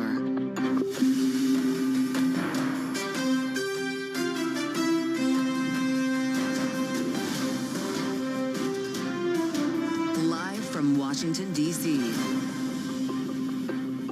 From Bloomberg's Washington, D.C. studios to our TV and radio audiences worldwide, welcome to a special edition of Balance of Power. Alongside Kaylee Lines, I'm Joe Matthew. America today remembers its 39th president, Jimmy Carter, whose state funeral was held this morning at the National Cathedral here in Washington, where he was eulogized by President Biden. The very journey of our nation is a walk of sheer faith. To do the work, to be the country we say we are, to be the country we say we want to be. A nation where all are created equal in the image of God and deserve to be treated equally throughout our lives. We've never fully lived up to that idea of America. We've never walked away from it either because of patriots like Jimmy Carter. We'll reflect on Carter's legacy this hour with political scientist Andra Gillespie, presidential historian Lindsay Chervinsky, and our signature panel, Rick Davis and Jeannie Shanzano, with us for the hour here on Balance of Power on a national day of mourning. As we follow the motorcade to Andrews Air Force Base, Kaylee, it is a sub-freezing day here in Washington, D.C. with a crisp blue sky at Andrews Air Force Base, Joint Base Andrews, where the 747, frequently used as Air Force One, is standing by with a color guard for the remains of Jimmy Carter and his family members. They will be flown from Washington today, suburban Washington in this case, to Georgia for a private ceremony. These are live pictures on Bloomberg TV and on YouTube. There will be another funeral service at Marantha Baptist Church, where Jimmy Carter taught Sunday school every Sunday for decades of his life this afternoon. And as you said, a private ceremony as he'll be interred next to his wife of 77 years, Rosalind, on their plot at home in Plains, Georgia. But of course, before that smaller ceremony takes place, there was a lot of pomp and circumstance here in Washington, a packed National Cathedral in which all 5 living presidents were in attendance. Of course, the current president, Joe Biden, delivering a eulogy for his longtime friend, Jimmy Carter. So back with us from the National Cathedral, live outside, is Bloomberg's Tyler Kendall. Tyler, I would imagine pretty much everyone has now left the premises after what was hours of proceedings today. Yeah, hey, Kelly, the bells actually just stopped tolling here at the Washington National Cathedral as the final people who attended the services today left the cathedral. A law enforcement official here on the ground told me that 3,000 people were expected to be in attendance. And I am standing just steps away from where we saw the casket carrying former President Jimmy Carter loaded into the hearse that is now headed to Joint Base Andrews. And we heard many touching tributes today. You played a little at the top there from former President Joe Biden, who delivered that eulogy. But we also heard some more personal moments, particularly when it came to former President Jimmy Carter's grandsons. And one perhaps more moment of levity, one of his grandsons spoke about this idea that Jimmy Carter spent 92 years not holding office as either the governor of Georgia or at the White House. And then his other grandson, Joshua, told us about his love for teaching at his Sunday school in Plains, Georgia. That is where his casket is heading next for a private ceremony to the very same Baptist church that he has been going to for decades, where a private ceremony will be held before he is ultimately buried next to his wife, as you mentioned, Rosalind Carter. The Carter Center tells us that plot of land you can actually see from the home that the Carters built by their hands and lived in for the remaining years of their life. Tyler, thank you so much. It was pretty remarkable to see all living presidents sharing a pew together at the National Cathedral earlier. They have all made their way out of the cathedral, I realize, but some pretty poignant moments as the former presidents joined together today as well. This was an incredibly rare moment, Joe. The last time the 5 of these living presidents were together was actually back here at the National Cathedral for George H.W. Bush's state funeral in 2018. And it does remind us perhaps about this moment of unity that sometimes here in Washington can feel rare. We started this week, of course, with January 6th and counting and certifying the 2024 Electoral College votes and the peaceful transfer of power. And we are ending this week with the 5 living U.S. presidents together to remember this former President Jimmy Carter. We do know that they all arrived, and we saw those pictures of how they were seated inside, but all of them watching silently as they paid their respects. Bloomberg's Tyler Kendall outside the National Cathedral in Northwest Washington. Thank you so much, Tyler. Joining us now as we stand by for Jimmy Carter's arrival along with family members at Joint Base Andrews. Talk about his legacy in the state of Georgia, where he's now heading. Andra Gillespie, associate professor in the Department of Political Science at Emory University, who has spent quite a bit of time with Jimmy Carter over the years. Professor, it's great to see you. He's on his way to Georgia now, of course, where you are. Washington has had its moment here with the service. Once back in Georgia, they will take the hour-long ride to Maranatha Baptist Church in Plains, Georgia. What are people thinking there today? They are saying goodbye to a friend and a neighbor and a fellow brother in Christ and congregant. So, this private service at Maranatha Baptist Church is probably going to be more intimate than what we saw at the National Cathedral, though I think the service at the National Cathedral with all of its pomp and circumstance was actually pretty intimate. And then the family is going to have an opportunity to commune with their patriarch and to be able to say goodbye before they inter him. And he's going to be buried under a willow tree on the property of his house next to Rosalind Carter. This was a site that they chose together. And so I think it's a fitting end to the boy from Plains returning home and then being next to his beloved wife of 77 years.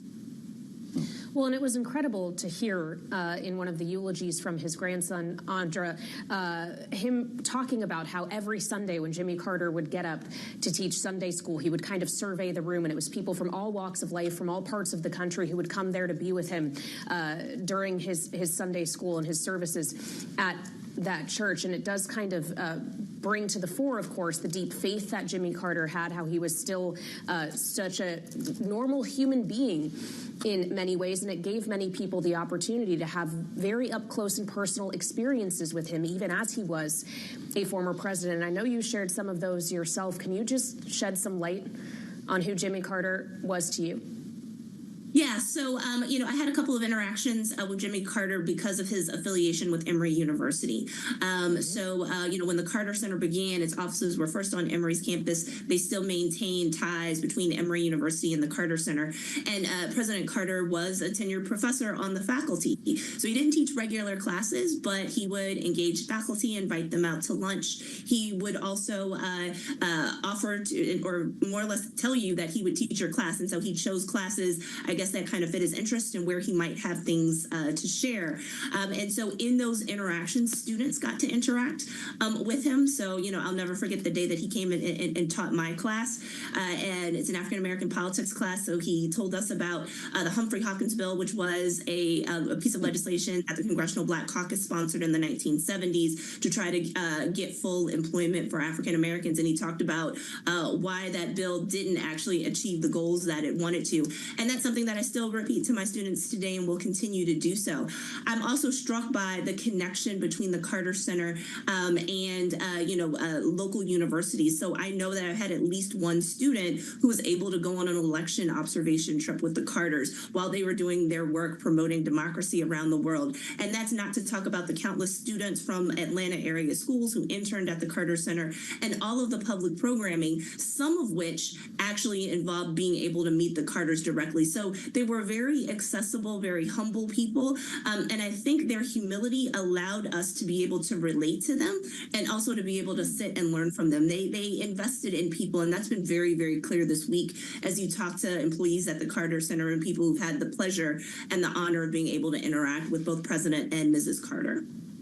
Yeah, thanks for sharing that story, Andra. We were struck by the optics in 2021. Pretty historic moment in retrospect when the Bidens went to visit the Carters at their home in Plains, Georgia, where the family is, of course, now headed. This iconic photograph that we're showing on Bloomberg TV and on YouTube together in the Carters' living room. What was their real relationship, Joe Biden and Jimmy Carter? We've heard so much about the early endorsement. We've heard so much about the parallels between their administrations. What did they think of each other? Yeah, well, I mean, this picture, I think, shows the warmth of that relationship, and President Biden certainly talked about it in his eulogy. So this is, a professional relationship that extends more than 50 years. And as, one of the standard bearers of the Democratic Party, Joe Biden is certainly somebody who would have called upon Jimmy Carter for advice. And President Carter would sometimes emerge at points to try to provide, guidance and support to be the elder statesman. He certainly didn't shy away from expressing his opinion.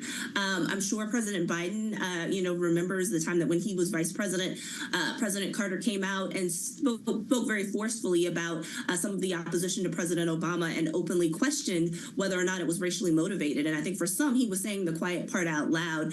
And because he was a former president and because he was a white Southerner of a certain age, he was able to say things that other people couldn't say. And I think that was very important and that was very impactful. What President Biden said today, I think, was an exhortation to all of us to remember that personal integrity matters, that selflessness matters, and that those can be harnessed for civic good. And President Carter certainly embodied that, not just in his political life as governor and as president of the United States, but also in his post-presidency. He is the model of what a global citizen is, but what a civic-minded person is. Well, we're watching now live on Bloomberg TV and YouTube the motorcade arriving at Joint Base Andrews. Again, what is usually Air Force One, the 747, is waiting to take the remains of President Jimmy Carter and his family back to Georgia after the services here in Washington today as we see the motorcade rolling through. Andra, you were just speaking to a very important point, which is that Jimmy Carter rose to political prominence as a Southern white man who was vocally for integration, not segregation, who obviously had strong feelings about racial equity in the United States. Can you just speak to a moment for that legacy when we think back to the political where the political environment was when he first was entering public service? I think it's important to point out that there's an evolution in terms of Jimmy Carter's advocacy for racial issues. He was certainly taught by his mother to treat blacks with respect. His parents owned land. They had tenant farmers who were African American. And so most of the people that he grew up around on his family farm were African Americans. And they had a tremendous impact on his life in terms of who his biggest influences were as a young man. But yet he was still a white man of the greatest generation in the South. And so he had all of the privilege that came along with it. And he didn't necessarily sacrifice those privileges as a teenager or as a young man. And in particular, after his father died and he took over the family business, he was actually really reticent to be a vocal advocate of civil rights because there would be ramifications for his business. And as he started to move into politics, there would also be ramifications for his political viability. He ran for governor unsuccessfully, didn't get the Democratic nomination in 1966. Lester Maddox, the segregationist, ended up winning the nomination and the governorship. And so in 1970, when he was running to succeed Maddox, who was term limited, he pandered to folks who were still holding on to segregation. He's reported to have told blacks, "You're not going to like how I campaign, but you'll love how I govern." Some people could argue that that's not sort of a shining moment of integrity. But when he got elected governor of Georgia, he announced that the days of supporting segregation were over and it was time for Georgia to move forward. And so that thrust him into the national spotlight as being a new kind of Southern governor who was going to turn from the ways of the George Wallaces of the world and kind of move towards the path of integration. And then so we start to see in the 1970s him talking more about civil rights, of him not just talking the talk, but also walking the walk in terms of his gubernatorial appointments. That's something he continues as president of the United States, appointing more women and people of color to positions of power than his predecessors did. And we see it in the decision of him to sever ties with his family's church, the one that he had attended for years, because of their refusal to integrate. And we also see it in terms of the stances that he took. One of the places where you could argue that he had a moral failing was, in the during this period where he was a businessman, there was a Christian communal integrated community that was set up nearby that everybody else in town shunned. And the Carters were privately nice to these people, but they didn't necessarily stick their necks out publicly. It is at this commune, if you will, that you see the genesis of Habitat for Humanity. So there were members of this community who were instrumental in founding Habitat for Humanity. I think there's a case to be made that President and Mrs. Carter's advocacy for Habitat for Humanity in their post-presidency was in some ways compensation for not actually having defended them publicly in a forceful way that it would have been warranted to do in the 1960s. Yeah. For those watching today on Bloomberg TV or YouTube, and for the benefit of our radio listeners, we have a live view on the tarmac now, the flight line at Joint Base Andrews, where the hearse containing Jimmy Carter's casket has come to a stop. The color guard waiting with an American flag and another showing the presidential seal. Just behind them is the massive hangar that is home to the 747 that acts as Air Force One. It is that jet under a different designation that will bring the casket and the Carter family back to Georgia, where Andra Gillespie is talking to us right now. There will be a brief ceremony on the tarmac. We do have an artillery corps out there as well. As the casket is delivered to the aircraft, we'll show you a live view as this transfer takes place. The buses behind the hearse there, including the family members, the Carter family members who will be on the aircraft with the casket. Professor, among his first acts in office, we've been talking a lot about day one in the White House lately. We've also been talking about taking over Greenland and the Panama Canal. On Jimmy Carter's first day, he sent a message to nations around the world saying that the U.S., quote, would not seek to dominate or to dictate to others. Was that an act of strength or weakness? I think he viewed it as an act of strength. I mean, clearly there are those today, including President-elect Trump, who argue that Carter may have ceded too much. But Carter's strategy was one of engagement. And his idea was that if you treat other nations with respect and you honor their sovereignty and you seek to work through diplomatic channels, you have the opportunity to be able to promote security without necessarily having to demonstrate brute force. So one of President Carter's, achievements that he would certainly herald was the idea that America wasn't engaged in war. Not to say that there wasn't conflict. The Iranian hostage crisis certainly stands out as a really tense moment in American history that certainly upended his chances for re-election. But the idea that he wasn't engaged in war during his presidency was something that I think was a hallmark of the reforms that he was trying to bring. So whether we're looking at domestic reform in terms of ethics in the post-Watergate world,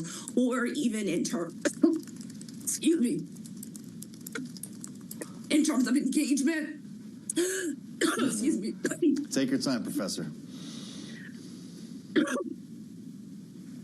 Why don't we give her a minute there to get settled? We've been there before, Kaylee. Oh, indeed we have. That was Andra Gillespie, Associate Professor in the Department of Political Science at Emory University. As we have our eyes here on Bloomberg TV and on YouTube at Joint Base Andrews, just unloaded from the hearse, the 39th President Jimmy Carter and his remains have been unloaded. They will, of course, be loaded onto the aircraft that usually operates as Air Force One, and that plane will carry him and the members of his family who were in attendance at the funeral services here in Washington today back to Georgia, where some more private services will be taking place. That's right. The band now playing as the mortar rounds are fired on the tarmac at Joint Base Andrews.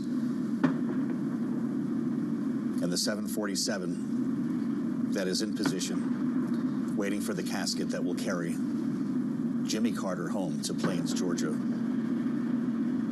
This is a live view on a national day of mourning on Bloomberg TV, on YouTube, and for our radio audiences. We'll continue our conversation. Our signature panel will be with us a bit later. Again, Kaylee, Rick Davis, and Jeannie Shanzano along for the ride as we try to absorb this moment together. This is Bloomberg TV and radio.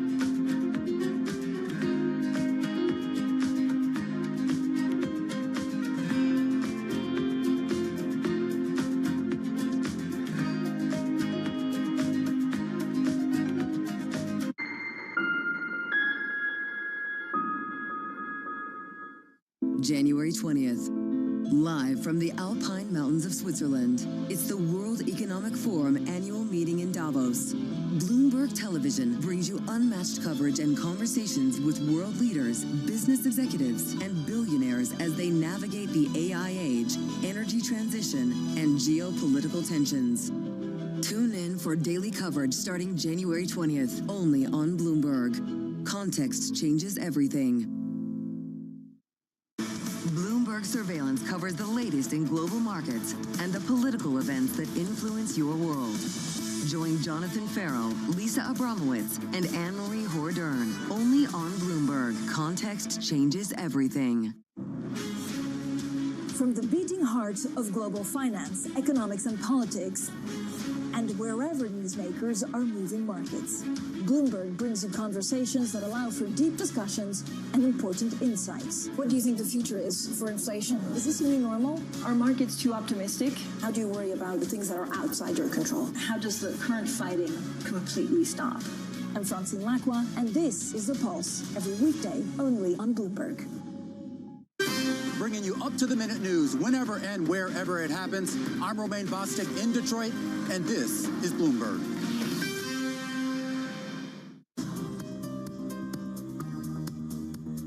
It's the countdown to the market open as we bring you the first trades across Europe. We'll debate the most important stories and what will drive the big investment decisions throughout the morning. I'm Guy Johnson. I'm Kriti Gupta. And I'm Anna Edwards. Join us every weekday morning for the opening trade, live at 7 a.m. here in London. Only on Bloomberg. Context changes everything.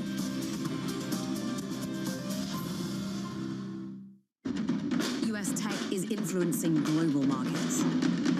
Technology is driving business across Europe. Companies in Asia are betting on tech. Asia is at the forefront of some of the world's biggest stories. I'm Sherrian in Tokyo. And I'm Heidi Stroud-Watts here in Sydney, where the trading day begins. We're here in the center of all the action to get you set up with the numbers, news, and knowledge you need for the day ahead. The demand is indeed recovering. We've been waiting for this moment. The opportunity of a century. Join us on Bloomberg The Asia Trade. Weekdays only on Bloomberg TV. Context changes everything.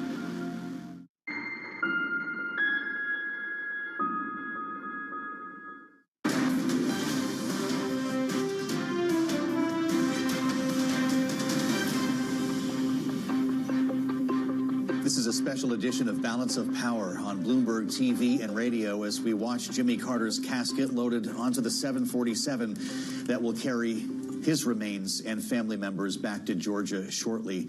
A brief tarmac ceremony is just concluding at Joint Base Andrews with a live view again on Bloomberg TV and on YouTube, where you can join us now by searching Bloomberg Business News Live. We'll keep you posted on the radio as well as Carter's family members now head up the stairs onto the aircraft. I'm Joe Matthew alongside Kaylee Lines in Washington. Kaylee, the state funeral for Jimmy Carter at the National Cathedral finished a short time ago. They've just made their way, of course, from Northwest Washington to the airbase here for the next stage of this day-long service.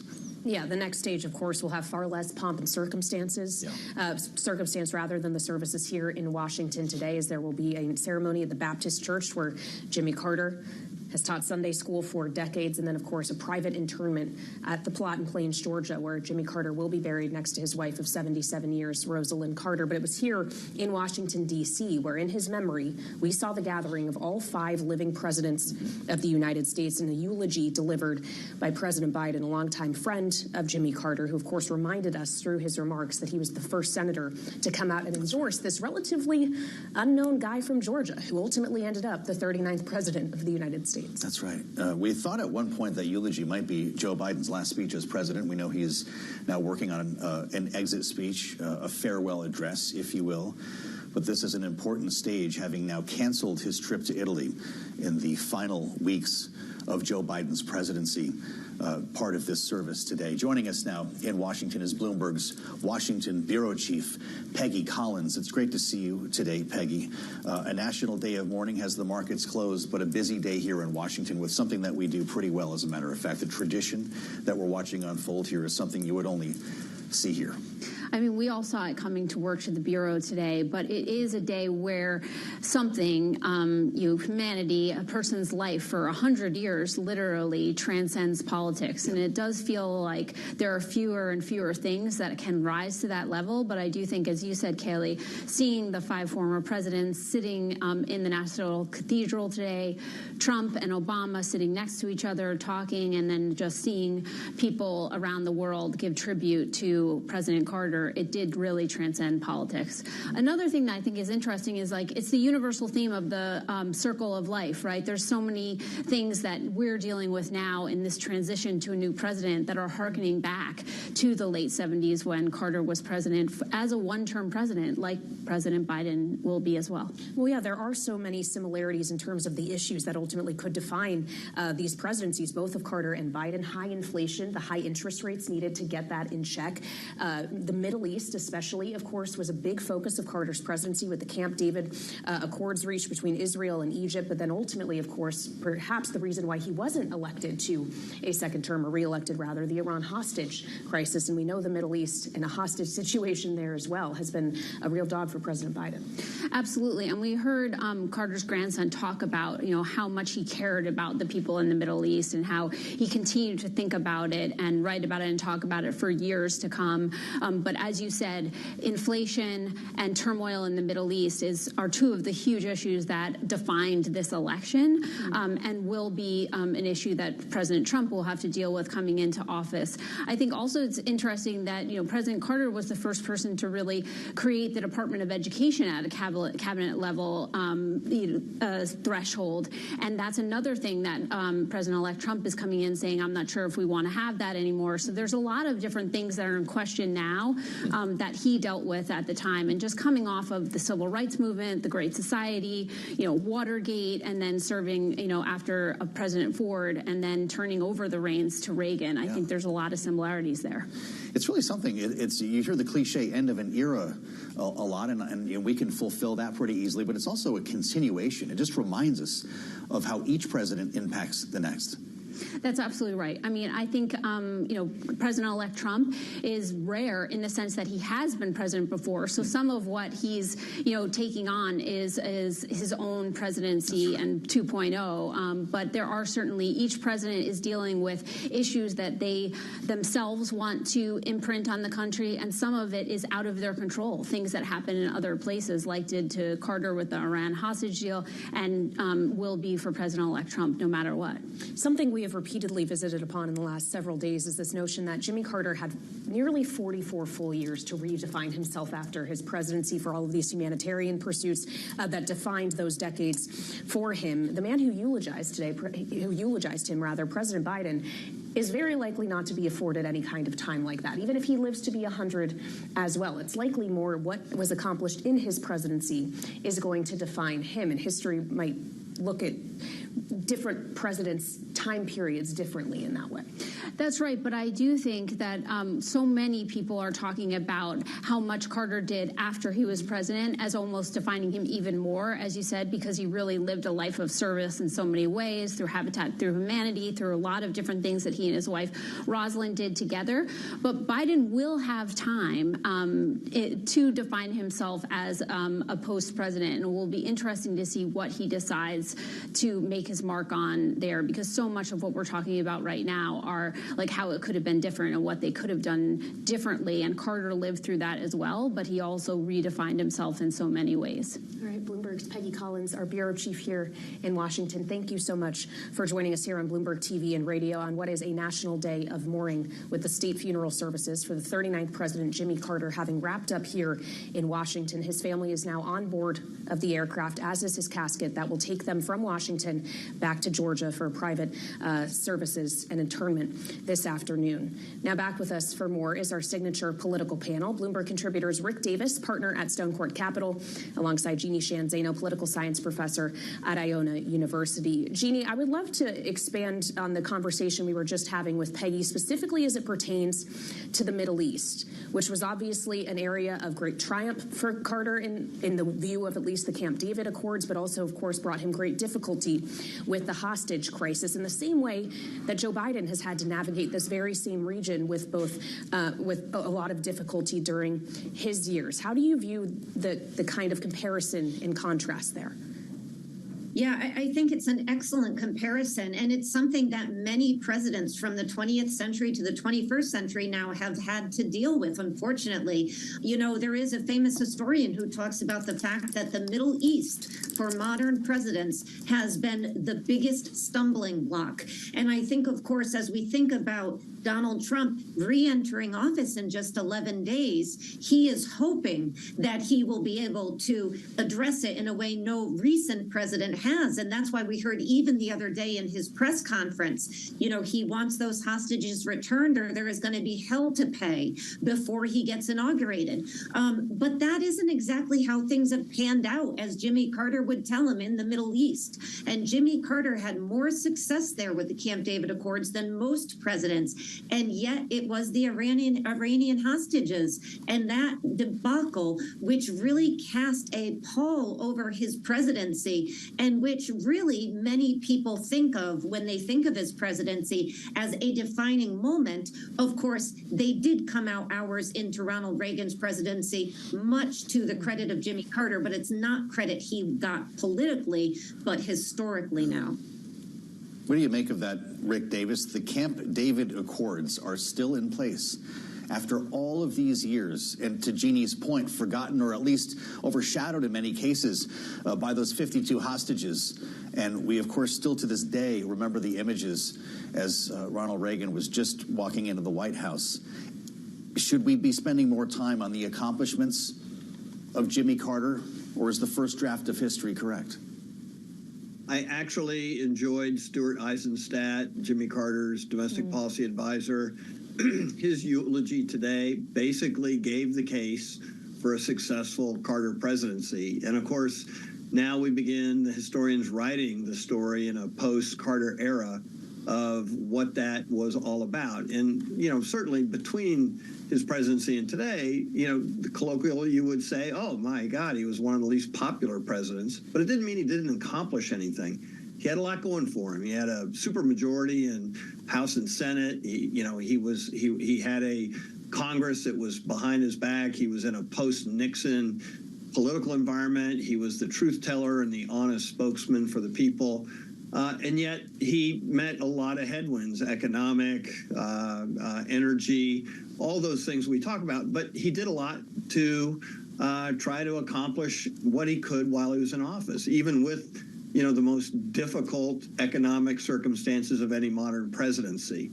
So, yeah, I think that a good example is the Camp David Accords, the most enduring treaty in the Middle East, defined the relationship for our lifetime between Israel and Egypt, and has kept that border quiet for this span of time. And I think it's really interesting to note that Iran was part of the vexing equation for him now, and will be probably one of the biggest questions for the incoming Trump administration, because even though the Iranian Revolutionary Guard and the Republic were coming to its fore in the end of Carter's presidency, it seems like this is an opportunity to try and change that dynamic for the first time since the Carter presidency. And so certainly our ally in Israel is doing everything it can to vanquish the proxy terrorist groups that they have throughout the region, and it's just totally different environment. So yeah, I think there's a lot actually to be said for Carter's accomplishments. I think little things like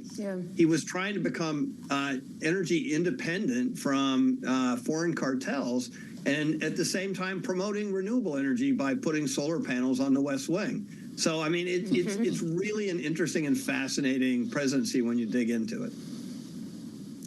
We still have our eye here on Joint Base Andrews. They have just closed the boarding door and pulled away the stairs as the aircraft that will carry the remains of Jimmy Carter and the members of his family from Washington back to Georgia gets ready to take off imminently here, as there will be more services held in Georgia this afternoon. And as we watch, Jeannie, the members of the military who are still standing in observance of the aircraft as it gets ready to leave the tarmac, having seen the military band just leaving the area, all the pomp and circumstance of the services here in Washington today. Incredible to consider that this is the reception being given to someone who began as a peanut farmer in Georgia. Is there any more American story than that?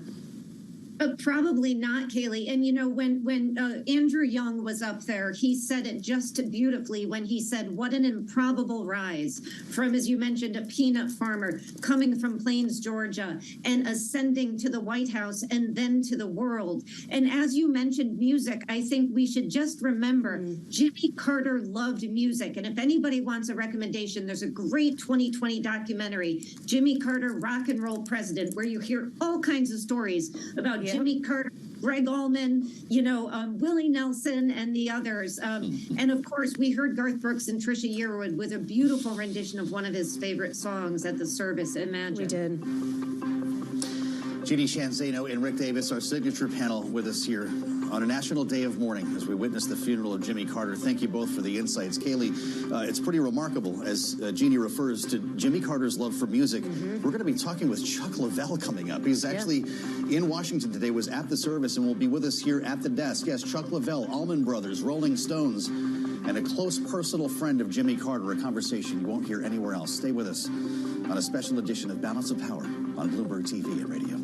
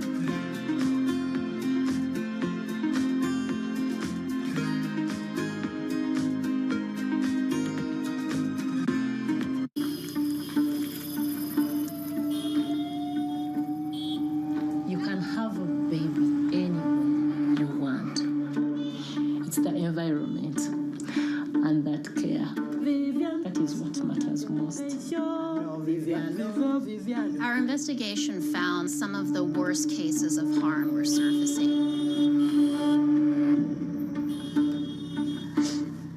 मुझे क्या पता कि भाला के चक्कर में मेरा ही बुरा हो जाएगा।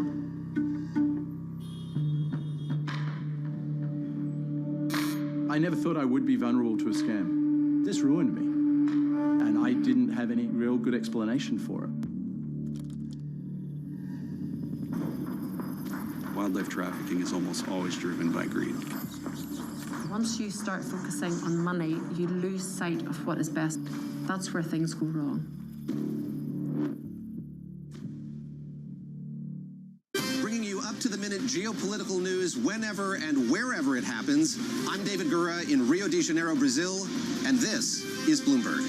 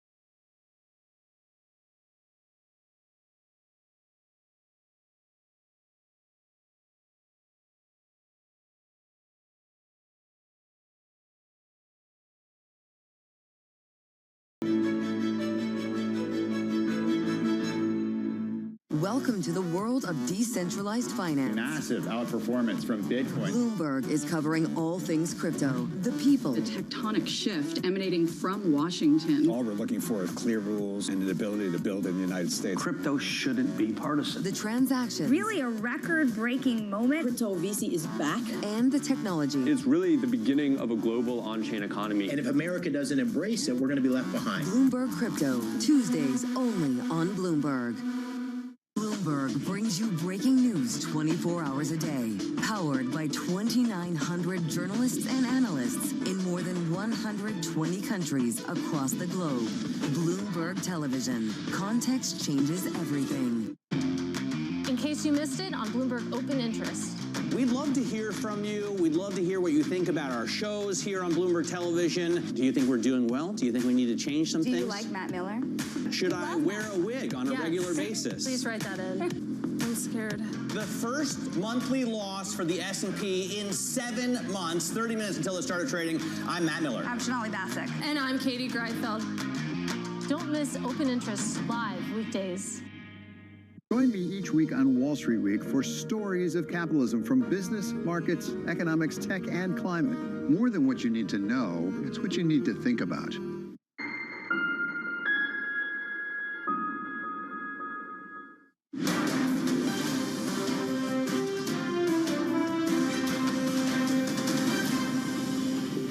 The bond of our common humanity is stronger than the divisiveness of our fears and prejudices. God gives us a capacity for choice. We can choose to alleviate suffering. We can choose to work together for peace. We can make these changes, and we must. The 39th President of the United States, Jimmy Carter, accepting the Nobel Peace Prize in 2002, a prize awarded to him for what the committee described as his decades of untiring effort to find peaceful solutions to international conflicts, to advance democracy and human rights, and to promote economic and social development, all themes which defined his post-presidency period of nearly 44 years, just as much as the 4 years he spent in the White House. And we want to reflect on all of that now on this special edition of Balance of Power here on Bloomberg TV and radio with Lindsay Chervinsky, presidential historian and executive director of the George Washington Presidential Library at Mount Vernon. She's here with us in our Washington, D.C. studio. Lindsay, thank you so much for being here on this historic day. As we consider the disproportionate amount of time Jimmy Carter spent out of office compared to the time he spent in it, which ultimately, as history looks back on him, will define him to a greater degree. So I think it's going to be his post-presidential life, and that is an real anomaly in American history. I can only think of one other president for whom we would say that, and that's John Quincy Adams. Mm-hmm. And so we're really digging into history in order to find another president who was able to rewrite their legacy. Others have certainly tried. Nixon and Hoover come to mind. But I think because Carter's post-presidential service was so lengthy, but also so incredible, so committed to humanitarian service, that's really what we remember him for. From your view at Mount Vernon, you recall George Washington's wishes for his funeral, which he wanted to be, I think, small and simple. Mm-hmm. A stately affair is what we got here. 400 mock funerals and something that was much larger, and it kicked off the traditions that we're witnessing today. Do you think Jimmy Carter would enjoy the pomp and circumstance we just saw? Well, Jimmy Carter selected the pomp and circumstance we just saw. You know, one of the things that's, I think, interesting comparing Washington to Carter is Washington had laid out what he wanted, and then very quickly the American people demonstrated that they decided had for him. Their own ideas. But now, you know, when presidents go into the Oval Office, they immediately start planning because we don't want to have an unexpected presidential death without a plan like we had with John F. Kennedy. Yeah. And so Carter selected every song, every speaker, every stop along the way. And I think in some ways it certainly surprised me that he did embrace so much of that pomp and circumstance, because that's not really how he lived most of his post-presidential life. Well, as we're considering this comparison to George Washington, founding father, frankly, of the United States, and Jimmy Carter, they both also had similar warnings about the political environment, if you will. Washington warning against political partisanship and parties at all. Jimmy Carter had similar warnings about people getting too focused on single issues and into their silos. But the fact remains that that kind of political view is not necessarily reflective of our reality now. It really probably wasn't even then. It's true. I think it's one of the messages that I hope people take from this last week of celebrations is that there are things that are above politics. And what Washington really meant when he was warning against parties was that we don't want to allow our allegiance to a party to come above our allegiance to one another as Americans, that our American identity should be more powerful than our party identity. I'm sure that sounds familiar to a lot of people right now because that's something that a lot of people are worried about. And I think with Carter, these celebrations of Carter's legacy and his service, none of those things are about party. They're all about issues that rise above a partisan spirit or a partisan animosity, and it's a really good reminder that those things still exist. Yeah, we're watching the aircraft that is containing Jimmy Carter's remains and the Carter family members, frequently used as Air Force One, the famous 747 with its blue and white color scheme, rolling down the tarmac right now, a live view on Bloomberg TV and on YouTube at Joint Base Andrews. We saw a brief ceremony on the tarmac before they loaded the casket onto the aircraft. Family members joined shortly thereafter. They're on their way to Georgia, of course, and Lindsay, this journey will end in planes after not only the aircraft flight, but a long drive to Maranatha Baptist Church. To your point, this is exactly how Jimmy Carter wanted this to end. It is, and I think all of the different services that we have seen represent different parts of his life and what mattered to him. So, it started at the Carter Center in Atlanta, and the Carter Center was so central to his legacy and to establishing a new way for presidents to engage in service once they left office. I think he really set the model for people that followed. And then we come to D.C., and we've seen a lot of the military tributes. We've seen the international tributes for him. But then, of course, it goes back to planes, where it all started and where he very much wanted it to end. And we have Plains Jimmy, and then we have the president who eulogized him today, Scranton Joe. There has been a lot of comparison made between these two presidents. And as a historian, how do you view the comparison? Well, certainly there's some obvious parallels, right? They're both going to be one-term presidents. I think they both are going to come out with fairly low approval ratings. How history will view Biden, I think, is yet to be determined, and I think it should take a while for us to be able to fully understand the impact of his choices and his policies in order to assess his legacy. Certainly, Biden was in D.C. for a lot longer than Carter, but he always saw himself as Scranton Joe. He did not see himself as part of the, Ivy League elite. And so I think he and Carter had a lot of similarity in their self-view. Of course, they were both deep men of faith, very committed to their family, deeply invested in foreign policy. So I think there are a lot of interesting parallels there. Great conversation. We're delighted you could join us today, Lindsay. Lindsay Chervinsky, just the voice we needed at this moment as we watch the aircraft head back to Georgia. Executive Director of the George Washington Presidential Library, which brings us to Mount Vernon here, of course, across the Potomac from the nation's capital. Lindsay, thank you so much. Kaylee, this will be a pretty quick flight to Georgia, from where they will drive to Maranatha Baptist Church, as I mentioned, Plains, Georgia, where Carter taught Sunday school, a private funeral service before a journey through downtown Plains will follow. The aircraft now taking the active on the runway at Joint Base Andrews to bring Jimmy Carter home. And for the last time, he will be making this journey from Washington back to Georgia, where he will be interned in Plains next to his wife of 77 years, Rosalind Carter. This bringing to an end, at least, the services and all of the pomp and circumstance here in Washington as the 39th president was remembered here today. Remembrances that will continue in his home state as we've watched now the aircraft take off from the runway, and that flight back home to Georgia has begun. They are now airborne on the way home. Kaylee, I can't believe who is with us here in our remaining moments of our special broadcast. He was at the National Cathedral earlier, a close friend of Jimmy Carter, and arguably somebody who helped him get elected. That would be Chuck Leavell, keyboardist with the Allman Brothers, who has toured with the Rolling Stones as well for some 40 years. As I mentioned, a dear friend of President Jimmy Carter with their joint interest, of course, being music. Welcome to Balance of Power. It's a Great honor to have you with us today. Welcome to Washington. I Thanks, can't imagine Joe. what your day has been like. We've been talking about this election now that brought Donald Trump back to the White House and this wild ground game that Elon Musk was running for him. You were way ahead of your time. The Allman Brothers were passing the hat to raise money for Jimmy Carter on tour. You actually did help to get him elected.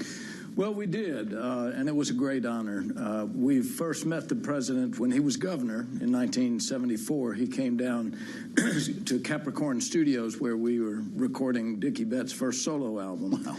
We got word the governor wanted to come down. We thought, oh, okay, 10 minutes, photo op, that'll be it. But he hung out. He loved listening to the music. The music we were playing at the time had a little Western swing vibe to it, and so that put a smile on his face. And he asked great questions about the recording process. He asked great questions about the music business, especially as it pertained to the state of Georgia. And he stayed like 2 hours. And so we were just very, very impressed with him. He was very charismatic. He was very sweet and kind and easy to be with. Yeah. So not long after that, I guess it was maybe 6 months or so, the announcement came that he was running for president. And this was the first year, if you recall, that the first election where the government would match the funds.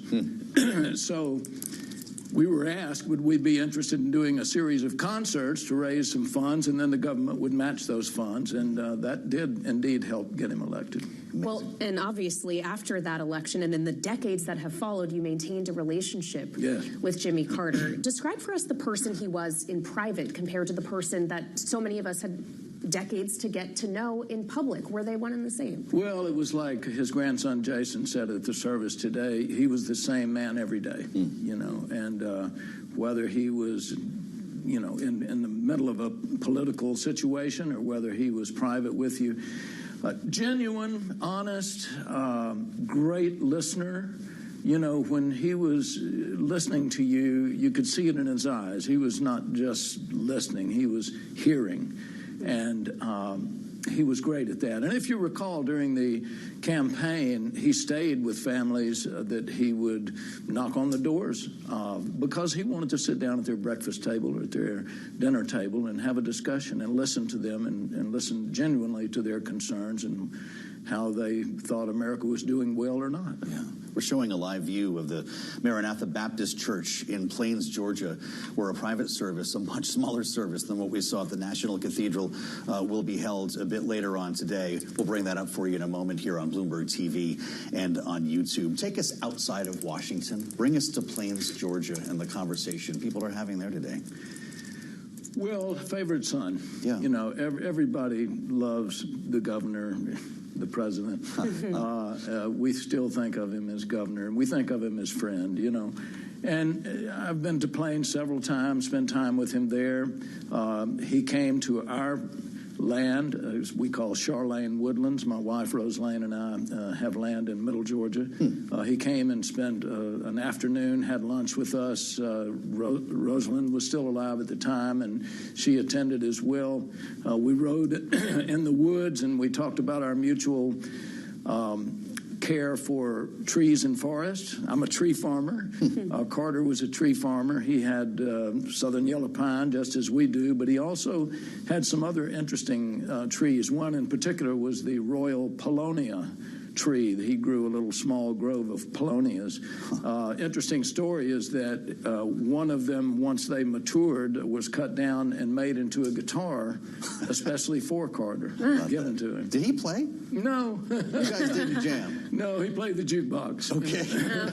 The stereo.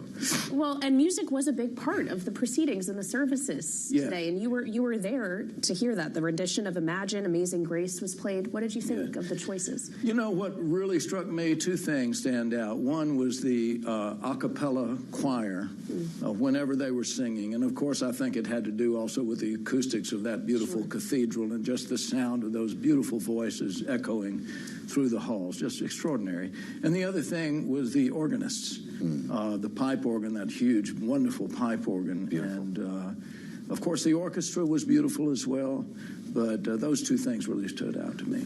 Could Jimmy Carter hang out with the Allman Brothers? Would you guys be on your best behavior? Or would you guys kind of do your own thing when he was around?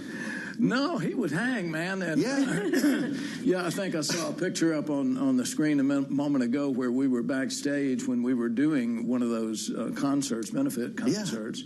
And big old smile on his face. He loved hanging out with us. So Jimmy Carter was a party. Yeah, he was a party. There's no doubt. This is amazing. Was he the first rock and roll president? Well, there is, as you may know, there's a fabulous documentary called The Rock and Roll President, which is centered around him, and I was very proud to take part in that documentary. But he had a love of all kinds of music. You know, after he was elected, myself and others got invited to the first White House Jazz Festival that was on the lawn of the behind the White House, in front of the White House. And extraordinary event, and Dizzy Gillespie and other great jazz players were there. Salt Peanuts.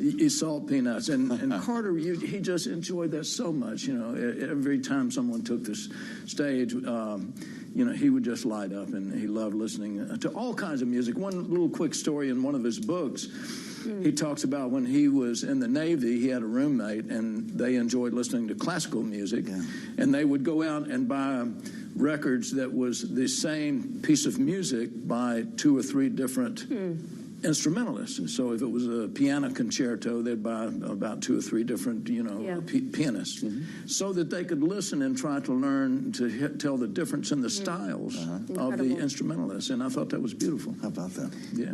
Wonderful stories. Thank you for sharing. Yeah, we appreciate it. Unfortunately, our music is about to play. But thank you so much for coming and spending some time with us on this day after the services. Chuck Lavelle, keyboardist with the Allman Brothers and dear friend of President Jimmy Carter. We appreciate your time, sir, as we close out our special coverage of Balance of Power, at least a special edition. We'll be back for more later. You never know who you're going to meet here on Bloomberg TV and radio. Chuck Lavelle, you got to be kidding me. We'll meet you back here 5 p.m. Eastern on Bloomberg TV and radio.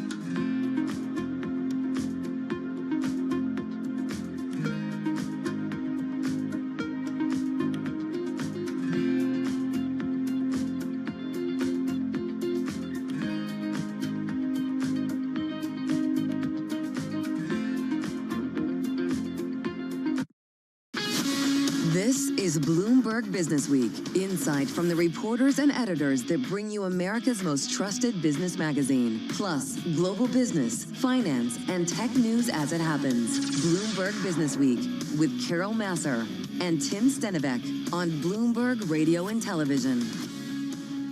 Good afternoon, everyone. I'm Carol Massar along with Tim Stenivek. We are live on Bloomberg Radio and Bloomberg Television. It is a day of national mourning.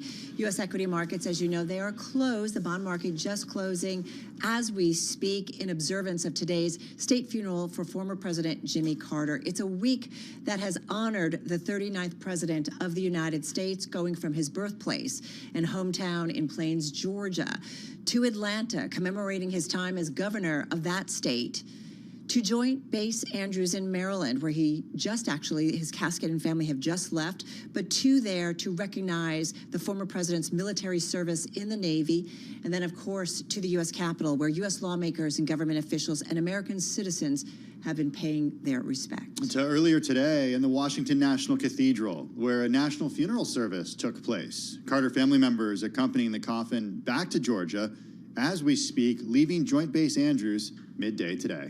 And that is where we pick up on this Thursday, January 9th, 2025. Over the next 3 hours, we will continue to note the former president's journey back home to his final resting place next to his wife of 77 years, Rosalind Carter. We're going to talk about the 39th president's journey from Plains, Georgia, an unlikely journey, might say, that began as the son of a peanut farmer and that took him to the White House and then really around the world as a global ambassador, you might say, as a champion of all people and of human rights. It's something that came up in many of the eulogies this morning. We will be looking at all of that over the next 3 hours and really looking at it against our current economic and political backdrop. And of course, everything that's happening in Los Angeles right now as wildfires continue to rage. We do want to update you and bring you the latest. Back with us is Bloomberg News energy and climate reporter David Baker, who joins us from San Francisco. David, on our live blog, we're noting that 5 people have died, more than 29,000 acres have burned. Those biggest blazes in Pacific Palisades, in Pasadena, those at this point remain uncontrolled. Insured losses from fires are estimated to be in excess of $10 billion. What are you hearing from your sources about the latest on the ground in this fast-moving situation? Well, we're definitely not anywhere close to being out of the woods yet. The winds are still gusting. They are very strong. They are still pushing these fires in all kinds of directions. But there is actually some good news to report this morning. We did have one fire that popped up in a very dangerous spot, the Hollywood Hills, last night, and firefighters were able to get that under control pretty quickly. And there was a whole neighborhood that was evacuated, but they've been allowed back in now. The big fire above Pasadena and Altadena, the Eaton fire, is still uncontained, but forward progress has more or less stopped in the last 12 hours or so. It is still essentially the same size that it was yesterday afternoon, and that's actually a rare bit of good news in all of this. There's another fire north of the city where firefighters have got about 40% containment, the Lydia fire. So we are starting to see some progress here, but it is still a very ugly situation. You still have many thousands of people, close to 180,000 people under evacuation orders, with another 200,000 people warned they may have to flee soon. So it's essentially like a small American city that's on the move, trying to find a new place to stay for the next week or 2 or 3 or 4, because some of them have lost their homes completely. David, just one more question in terms of access to water when it's needed. How is that going? And I am also curious about what we're hearing about upcoming weather forecasts and what that might mean in terms of what tomorrow might bring. Access to water has turned into a recurring issue, and it's not that the supply itself is insufficient, it's that the infrastructure can't move enough of it fast enough. You have firefighters trying to tap into hydrants all across these very broad fire zones. And as a result, the water pressure keeps dropping because the system can't move enough water through it at the same time. That's been a problem over in Pacific Palisades. It's been a problem in Altadena as well. Now, you ask about the weather forecast. There is unfortunately no rain in sight in the next couple of days. We do have these winds continuing. They should die down over the weekend, but there is a strong possibility of another wind event starting early next week. All right, we're going to leave it there, and I'm sure we're going to continue to come back to you. David, thank you so much. Bloomberg News energy and climate reporter David Baker out there in San Francisco. Well, from the West Coast to the East Coast, back we go, of course, and the state funeral and the journey of the 39th president back to his hometown. Of course, this is happening after this morning's state funeral at the Washington Cathedral in Washington, D.C. Bloomberg News correspondent and host of the Bloomberg Big Take podcast, David Gura, along with Anne-Marie Hordern, were covering all of the ceremony this morning, and David joins us now from D.C. David, you know, it's interesting. I was thinking, in a society that has become so much more casual on so many different fronts, it's hard not to be a little bit in awe and not to feel some emotion watching the ceremony this morning. I'm not sure that former President Jimmy Carter would have loved all the attention and all the ceremony, but it was just this mixture of ritual, but then some very personal and warm stories by those who really knew him most. Yeah, he famously hated Hail to the Chief and had that stricken from public events when he was the president. Of course, they played it both the beginning and the end of the service today. But you're right in pointing out the real awesomeness of an event like this. It's a rare event when you have a gathering like this that's so steeped in history. And yesterday, after I interviewed the SEC chair, I walked up to the Capitol, stood in line, and made my way through the Capitol Rotunda. And there's just something incredibly awe-inspiring about being in that amazing vaulted space, looking up at the fresco on the ceiling, and then being there with that flag-draped coffin where President Carter was lying in state. This was an extension of that. We watched as his coffin was moved from the Capitol to the National Cathedral a few miles away on the other side of town. And as you point out, Carol, there's just a ritual to this that you see very infrequently, of course, given how small a club it is of those who've been the president of the United States. And there were influences that kind of nodded to things that former President Jimmy Carter liked, songs that he favored, classical musicians that he liked. But by and large, this followed a formula that we're familiar with just by how rare events like this are. And such a rare person as a post-president was too, David. The idea of him moving back to Plains, Georgia, spending the vast majority of his life in that home in Plains, Georgia. The idea, as described by many of his grandkids who have been speaking over the last few days, of it being a normal home environment, of Jimmy Carter answering the door wearing Crocs and 70s short shorts. What was the image that we learned of him today, and sort of how normal of a guy he was? That came from a eulogy by Jason Carter, one of his grandchildren, and it was the one that kind of gave us the most insight into Jimmy Carter as a person broadly, but more particularly post-president. So he remembered his pawpaw, as he called him, who invited him into a home that was very similar, he said, to any home of grandparents you'd find across the South, down to the pictures plastered across the refrigerator in the kitchen. What he really stressed, and we heard this from a number of people who offered tributes to him today, is that the person that we saw, the public figure that we saw, was no different than the person that they saw in that house in Plains, Georgia, or other places where his kids and grandkids and great-grandkids lived. He lived very strictly by adherence to principles. He wanted to do the honorable thing, even if it was unpopular. And I think everybody who spoke today kind of nodded to that. It was interesting to look at all of these eulogies. I mentioned Jason Carter's. We heard from Stu Eisenstadt, who was a very close confidant of Jimmy Carter's when he was in the White House. He was his chief domestic policy advisor, somebody who knew him well.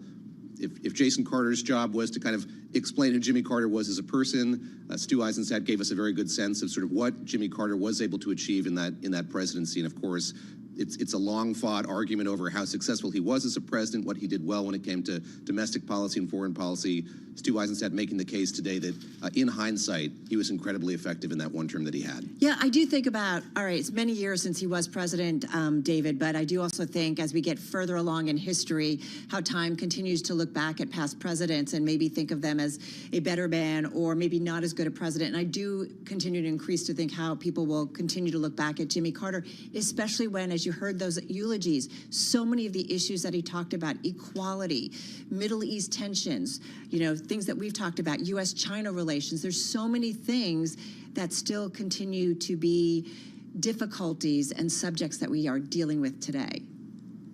So when it came to international relations, he was an early pioneer of including human rights as kind of a guiding principle when it came to how the U.S. should engage diplomatically with the world. Climate change was something that came up today. It was something that Jimmy Carter noted and worked to forestall when he was in the White House. That was ridiculed, not even unpopular, but ridiculed when he was there. And the person delivering that eulogy today said, look, he was on the right side of history in that regard as well. I think we got a picture of somebody who, again, was very driven by principle. There were issues that he cared about. When he looked at foreign policy, he saw problems and wanted to fix them. I think to his detriment at some points. It was a State Department that was spread incredibly thin. And of course, there are things that a president wants to do, and then circumstances change. That makes things more difficult. But Jimmy Carter is someone who I think history is looking back on with more kindness now, and certainly when you look at his role post-presidency, Tim mentioning just a moment ago what it was like for him to go to that life as a fairly young person to leave the White House and have to kind of reckon with what he was going to do with the rest of his life, to really dive headlong into founding the Carter Center, working to increase democracy around the world, get into public health. We heard today about the achievements that he really himself pioneered when it came to guinea worm and other diseases. He seemed tireless, he seemed indefatigable, and he traveled constantly well into his 90s all over the world, again, trying to do good works as much as he could. You know, and on that, President Biden really acknowledging that in his eulogy today in the nation's capital. Let's listen to that. The very journey of our nation is a walk of sheer faith. To do the work, to be the country we say we are, to be the country we say we want to be, a nation where all are created equal in the image of God and deserve to be treated equally throughout our lives. We've never fully lived up to that idea of America. We've never walked away from it either because of patriots like Jimmy Carter. Yeah, certainly a patriot, no doubt about it. David, just some final thoughts. I know you've been doing a lot of reading and, you know, thinking about this president as we led up to today. Final thoughts here. Yeah, I've been thinking about this funeral happening at this moment in time. We're at a point of transition, and it was unique to see all of these former presidents together with other dignitaries, including justices of the Supreme Court and leaders of Congress. It's a rare moment to have everybody together in that way. And I think looking back on Jimmy Carter's life, there's a tendency to think of him as very far to the left or very progressive, but he's somebody who did make a lot of overtures to the other side of the aisle. You mentioned China relations just a moment ago. He was very eager to say that he was just capitalizing on the good work that Richard Nixon had done, making inroads into that country after it had been frozen for some time. So I don't know how resonant that'll be long term, but I think it's a moment to think about continuity among presidents and how you can move from one administration to the next and kind of drive things forward successfully. All right, so appreciate it. David, thank you so much. Bloomberg News correspondent, host of the Bloomberg Big Take podcast, David Gora. And we're going to stay on former President Jimmy Carter and really the policies that today continue to impact our world, things that he worked on. With us now is Terry Haynes, founder at Pangea Policy. It's an independent and international political and policy forecasting firm for financial markets and investors. Terry has advised more than a handful of presidents, held high-level U.S. government posts serving both the private and public sectors. Terry joins us from Washington, D.C. Terry, top of mind for you as we get ready as a nation to lay to rest the 39th president of the United States to his final resting place. What's top of mind for you? Well, a couple of things. You know, I'm a little too young to have been in Washington during the Carter years. I came in the Reagan days, but I knew a lot of the top people and worked with a lot of the top people in the Carter administration. Most prominently, his press secretary Jody Powell. I worked with Stu Eizenstat and a bunch of other people that served in high levels in those administrations. Had a lot of conversations with him over the years, as well as the people that were in Congress. My top of mind really is, firstly, politicians too often are little more than their ambition. You could never accuse Carter of that. He was hugely ambitious, but very grounded. You know, he had a very useful life, wanted to have a useful life. That's been discussed a lot, so I won't belabor it. Even though he was president nearly half his life ago, he was a model, he and, interestingly, Richard Nixon, of what a post-president's world looked like and how they could be useful. And Carter really led in that regard. And finally, I would say that the Carter presidency, in a lot of ways, picking up on what Carol said, is really a hinge to the world that we have today, and nowhere more than the fact that markets ought to be thanking Carter every day for taking on inflation, slaying inflation in the United States, bringing Paul Volcker into the Federal Reserve, pushing that at great cost to his presidency.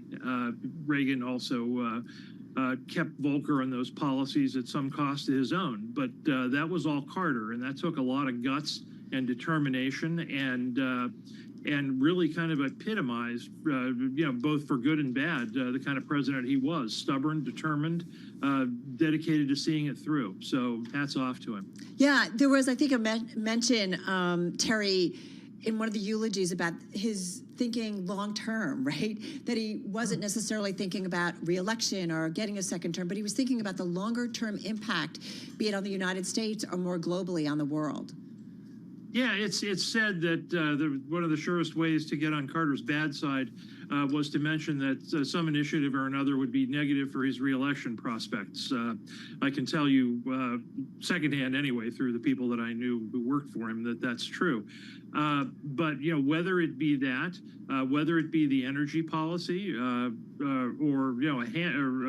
many other things that went on in the Carter administration, he was very determined to kind of move the country in a particular direction. He found out very quickly, I think, to his detriment, that the presidency has limits, and that he needed to work more with the public, work more with Congress to get more in the direction that he wanted. But he certainly achieved a lot, and at worst started a lot of conversations, and was on the right side of history with a lot of those, as you point out. Well, let's talk about some of those things. Carol and David Gura, we were just speaking about climate change and the fact that Jimmy Carter was talking about climate change at a time when nobody was talking about climate change. During his memorial today, we heard different aspects of deregulated markets come up, the beer industry, the airlines, for example. What are his legacies that we're still talking about today, that are still present today? Oh, it's there are a lot of them. The energy is one of them, and on issues, energy is one.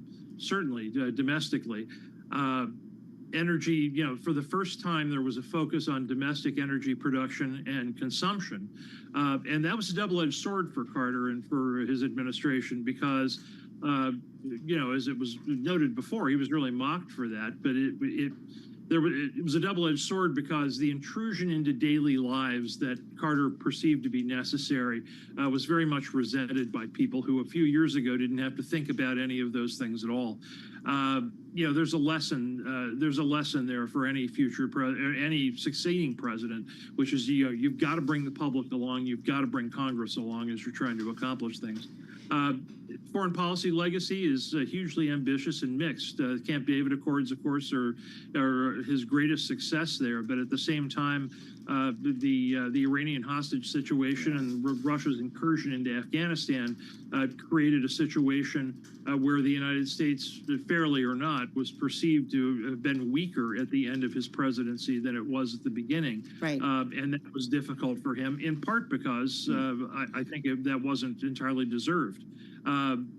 Human rights, both on its own and as an attack on Soviet legitimacy, was very important.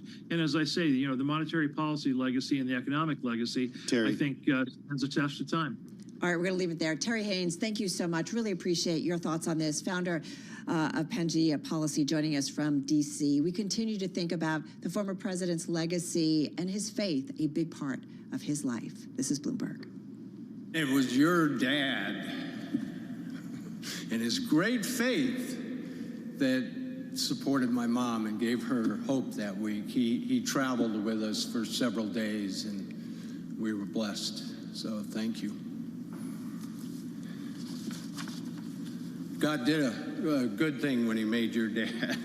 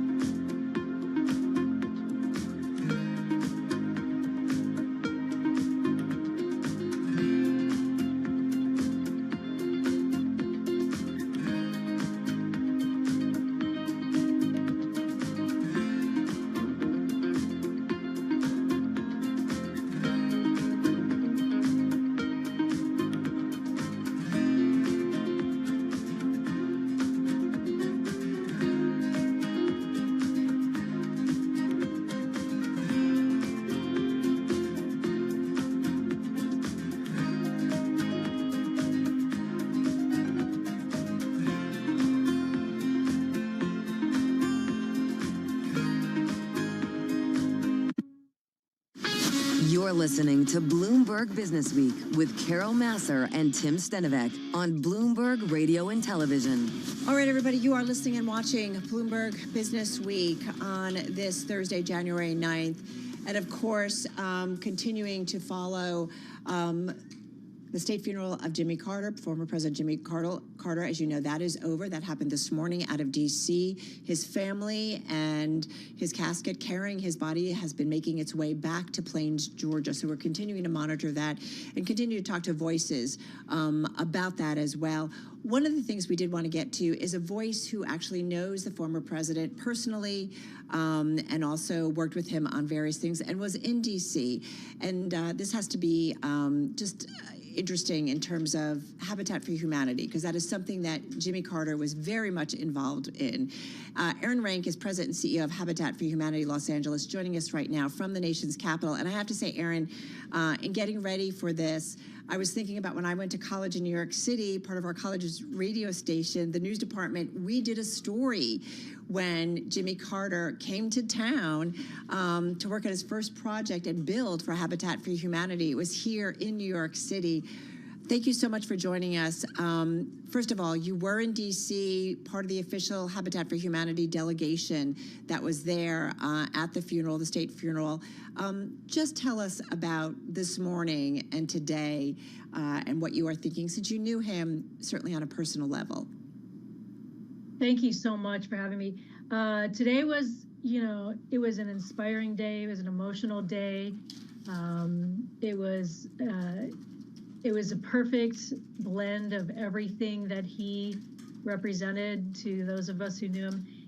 It was funny, it was touching, it was spiritual, and also some great stories about all of his life's accomplishments. And it was a full house. As I was talking with Carol earlier, I mentioned you think of Habitat for Humanity and you think of Jimmy Carter.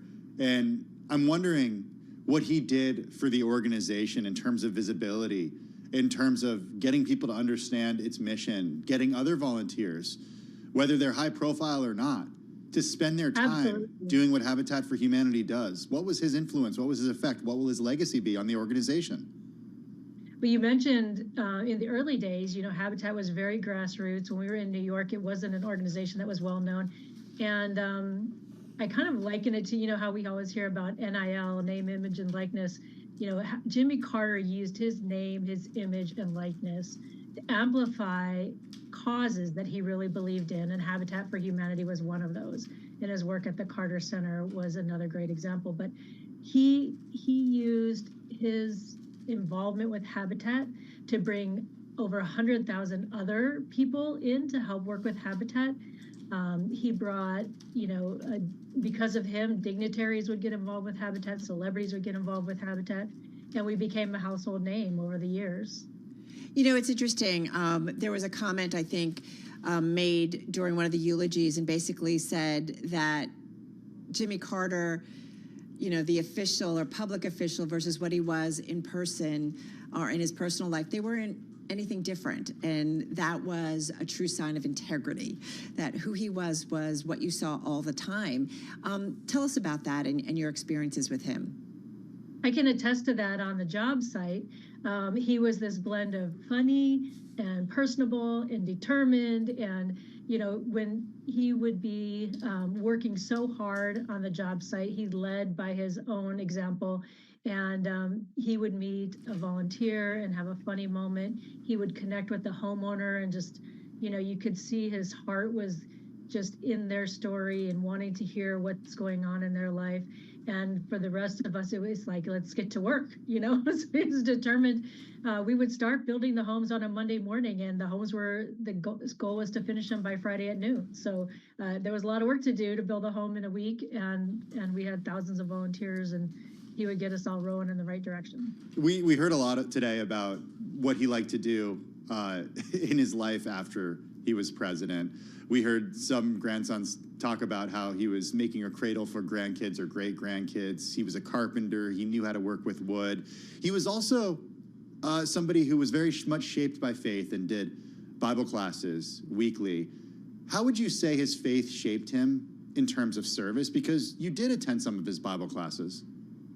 I did. I was fortunate to be able to go to Maranatha Baptist Church a few times when he was teaching those classes. And I think his faith just guided him in every decision he made, in every, every move that, as far as organizations that he got involved with his political decisions. And so, he would relate stories either of encouragement or stories of context to the work we were doing with Habitat. He did devotions at the job site every morning as well to get us all, more in tune with our faith and why we were all there.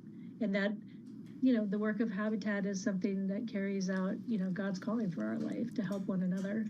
Aaron, we were just showing earlier some shots about, showing his work for Habitat for Humanity. He did that with Rosalind, like the two of them side by side, building homes. Was both of them. I mean, so much of when you think about Jimmy Carter, and you think about his ultimate confidant, even in the White House, right? It was his wife. I mean, the two of them together for such a long time in marriage, but together on so many more levels, if you will. She was his full partner in every aspect of his life, whether it was the campaign trail.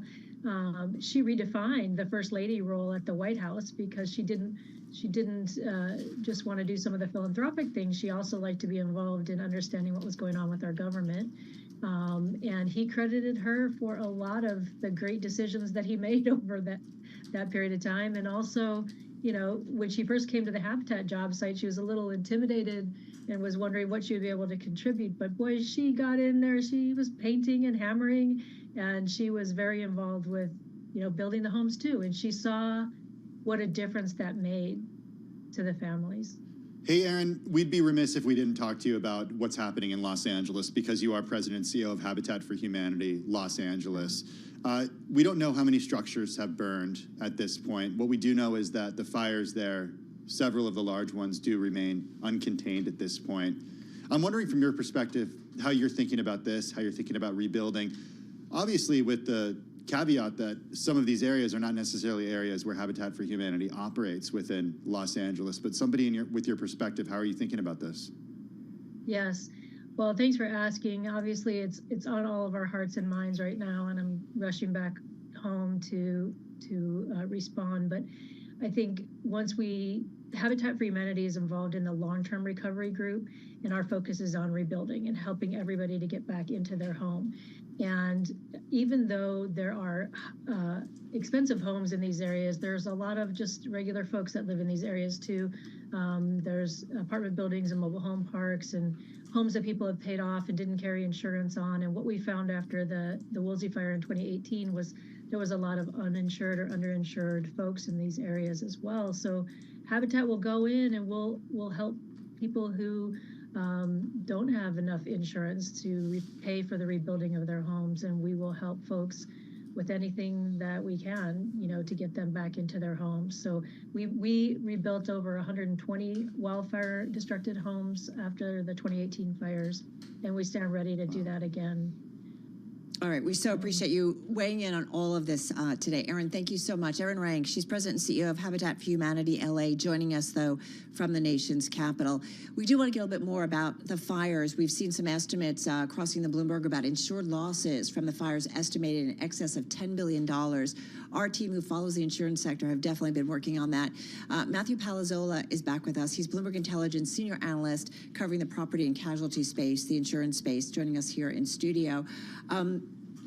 Talk to us a little bit, Matt, about kind of the work you're doing as you guys continue to monitor fires that are still, maybe things are getting a little bit better, but still not completely under control by far. Yeah, I mean, I just left my desk and checked the CAL FIRE website, and, they're saying the Palisades fire 0% contained still. So, still completely ongoing. The work we do with fires is generally trying to look at the structures, look at the home values in the area. I know it's obviously a horrible situation. We kind of boil it down to these dollars and cents, but that's what we're doing. Our hearts and thoughts certainly go out to the people and certainly those who have lost their lives and their families and friends, first and foremost. Yeah. And so we ran a scenario analysis this morning, which I think we'll probably revise upwards, where we came up with like a low end of $4 billion, which seems like a very low base case at this point, and to upwards of 10 could be higher than that. So we're going to be speaking a little later about the different entities within the state of California, private and public insurers. But in your work, who are you focusing on as the businesses, the folks who are most exposed here? So Tim, I mean, we cover the public equities, right? So we will focus on names like Allstate, AIG, Chubb, like those are the companies that I follow. The most exposed in the state will be mutual companies like State Farm, Liberty Mutual. They have the most market share. State Farm has notably been pulling out.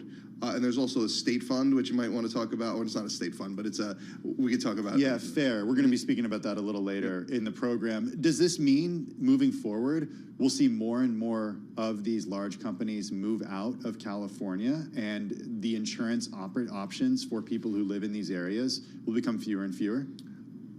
I think in the near term, that's probably the case. You know, as I'm playing out scenarios, I'm thinking maybe it forces. The reason companies are leaving is not necessarily the wildfires. That plays into it, but they're leaving because they feel like they can't get a fair price. It's regulated in the state, right? So what State Farm and Allstate will tell you is, well, we can't price for wildfire, so that's why we're leaving. I mean, they're publicly held entities, right? So they've got to be profitable. And if they think that there's a bad business, I mean, I feel like you go back to the heart of ESG, right? And the factors that might put companies at risk. They have to think about their business model, right? And probably don't want to underwrite situations where it's too risky. The home insurance industry as a whole is generally not a high return business, and it's even worse in California. So State Farm is a mutual company. They're not as much focused on quarterly profit like Allstate would be as a public company. But even State Farm at some point says, enough is enough. So they can't get the prices, so they would leave. What I'm thinking, Tim, as an answer to your question is, perhaps this forces the state regulators to come to the table with a little bit better of a plan to allow the insurers to maybe price better. That's maybe a blue sky scenario, but we'll see. So you teased that public option just in the last minute that we have with you. What's the state's exposure? How does that work? And look, again, we're speaking at a point where the fires still are raging across LA County. But what do we know so far? Yeah, so the FAIR plan is not taxpayer funded. It was started by the government, but it is a private entity that assesses insurance companies. So the money comes from insurance companies, and they kind of run an insurance plan out of that. We're looking a little bit at the claims paying capacity. It does seem in a worst case that the FAIR plan could run out of money. Which would mean they could then assess the insurance companies more money. So they could still pay claims in that case. But certainly, a topic for discussion, because increasingly we see this where, whether it's Florida, whether it's West Coast, right, that are impacted by fires or other climate events. I mean, either you have insurance or you don't. Like, someone's got to have to ultimately pay for it. I mean, you could see something like the Florida State Fund pop up in California if the insurers don't come back. But the affordability crisis will be ongoing. All right, really appreciate it. I know we're going to be coming back to you a little bit later on. Matt Palazzola, he's Bloomberg Intelligence Senior Analyst for Property and Casualty Insurance. You are listening and watching Bloomberg Business Week on radio and on television. We'll be back in just a moment.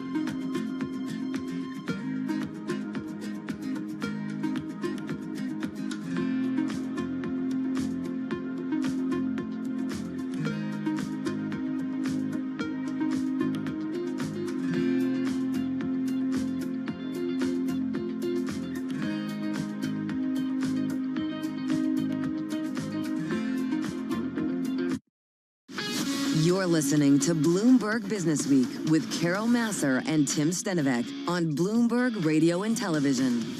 All right, well, a voice that we lean on a lot when it comes to all things politics, today's politics, historical politics, and that is Wendy Schiller, political science, international and public affairs, and director of the Taubman Center for American Politics and Policy at Brown University. And she joins us from Providence, Rhode Island. Professor Schiller, so nice to have you here with us. I have to say, I think so many of us spent this morning, this past week, watching the ceremony marking the life and legacy of former President Jimmy Carter. A lot of ceremony this morning, not to say that he would have liked it potentially. Was a much simpler individual, smart, sometimes stubborn, or so we've heard. How are you thinking about this past week against that 100-year life of Jimmy Carter? Only 4 years in the White House, but certainly someone who had a much broader and longer impact on our world. Well, hi, Carol. I think that we have to really look at that entire record and think what held up from the presidency and what held up afterwards. And certainly, you know, his attempt to define what the U.S. stands for, he chose to say human rights. That was his, moniker. George W. Bush chose to frame it a different way, Reagan a different way from that. But that there would be a consistent theme and message about what it is to be American.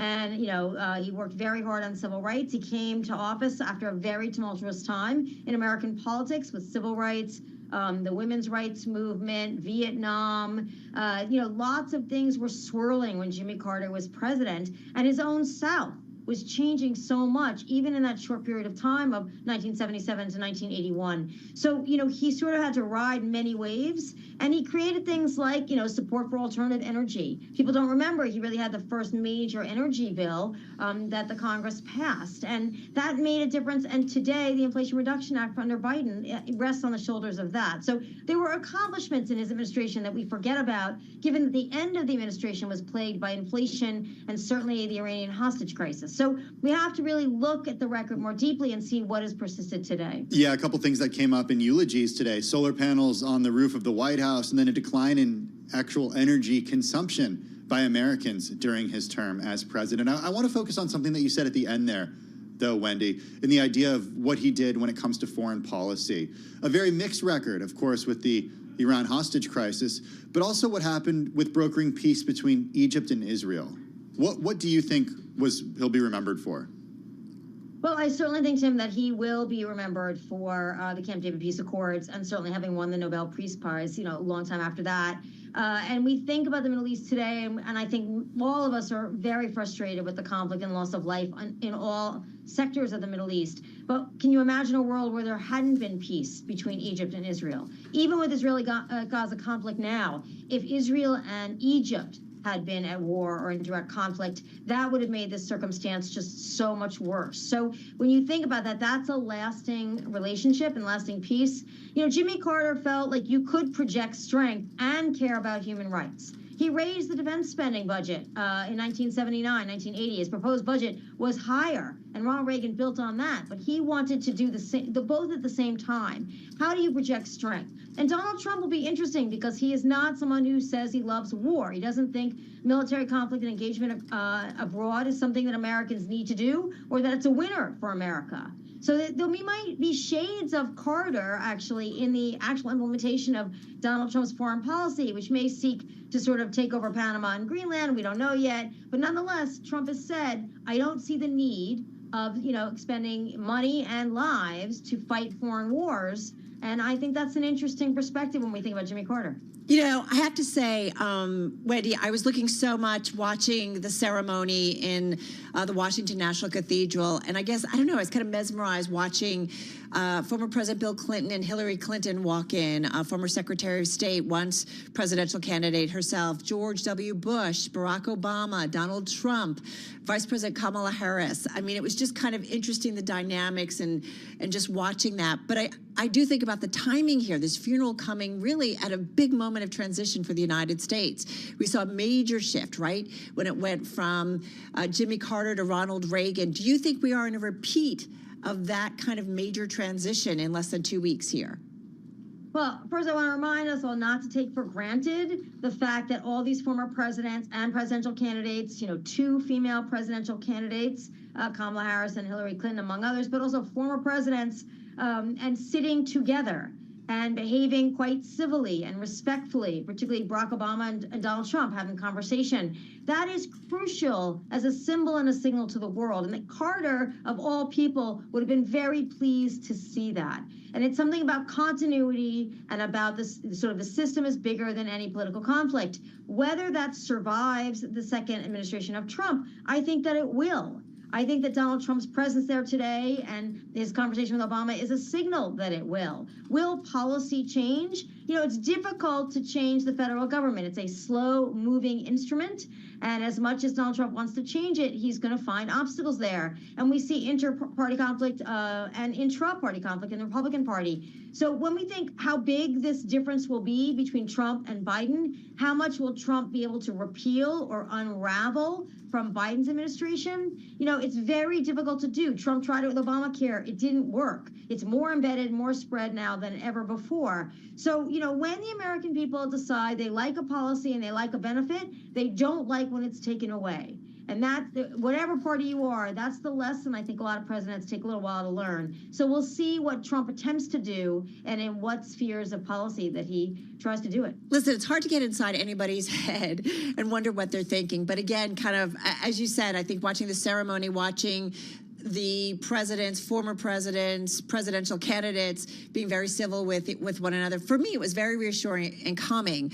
Having said that, I do think about President Donald Trump getting ready to come back to the White House, his second term, and listening to so many individuals talk about the legacy and life of former President Jimmy Carter in glowing terms, integrity, morality, truth. And I do wonder, as we all get older, we think about our legacy. And again, hard to get in someone's head, but I do wonder if you think that Donald Trump was thinking about his legacy as he gets ready for a second term.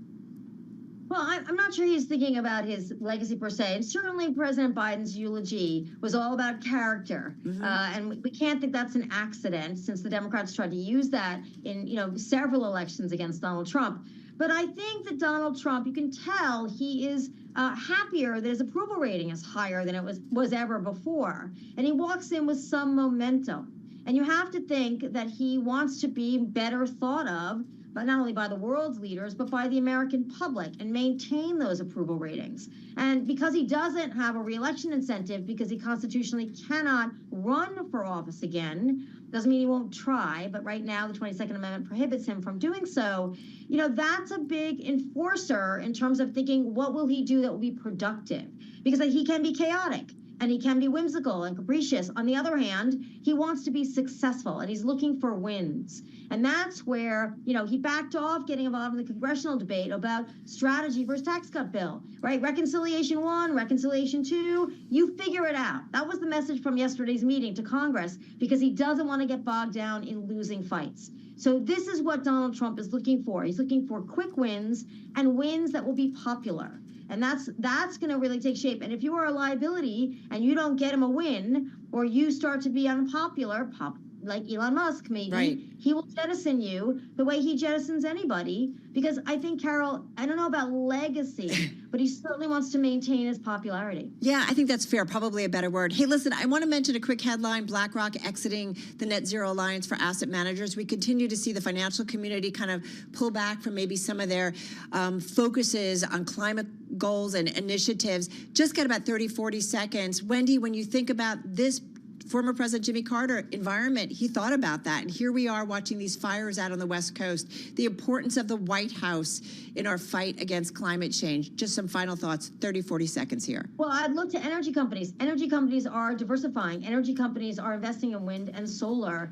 Certainly fracking natural gas, that's a whole other controversy. But the point is, there is significant investment by fossil fuel companies in alternative energy. So I don't see it as possible in a Department of Energy under Trump to roll back every support for alternative energy, because I just think that's not where the business markets have gone. And certainly the American public has expressed some desire not to have massive hurricanes, tornadoes, and fires they can't control. So I don't think the Trump administration can roll it back completely, but I think they will leave it more to the business community than they will the federal government. Wendy Schiller, thank you so much. Always appreciate it. Of course, there at Brown University follows political science, international and public affairs. Coming up next, we do get our latest update on the wildfires in Southern California. This is Bloomberg.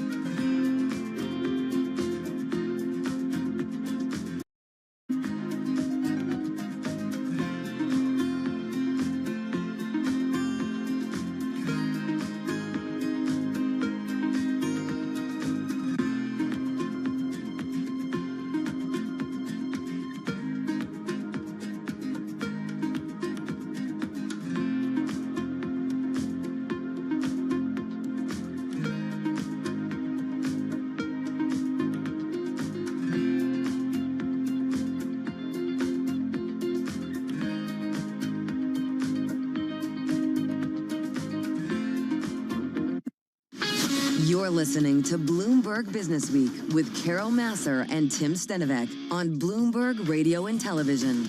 It is Bloomberg Business Week. That's Carol Massar. I'm Tim Stenovec. The latest from Los Angeles from our live blog from Bloomberg News. 5 people have died and more than 29,000 acres have burned in Los Angeles County. The biggest blazes in Pacific Palisades, Pasadena, continue to remain burning uncontrolled. Arson investigators are at the scene of the Palisades fire, and Los Angeles firefighters continue to battle these 5 major blazes as powerful winds continue to fan the flames in the area. With an update, we go to Los Angeles. Bloomberg's Sarah McGregor, who joins us from our Los Angeles bureau. Sarah, first of all, we are really glad to see you. We hope you and all your friends and loved ones do remain safe and out of harm's way at this point. Just set the scene for us, as somebody who's lived in Los Angeles for so long, what a disaster of this magnitude means for you and for the city. I mean, I think I would just say there's a lot of loss going on right now.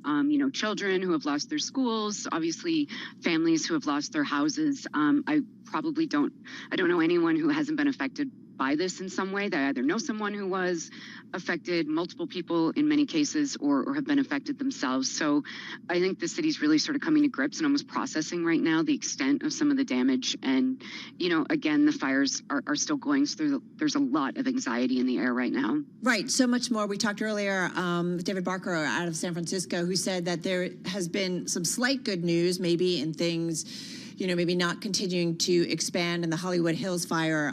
It seems like getting a little bit more contained. But having said that, we are far from out of the woods. I have to say, I have a friend who messaged me this morning and said, I've lived here for almost 50 years. These winds were crazy. I think about the major earthquakes, the rioting the city has seen, and I think this will have a longer lasting and more damaging effect.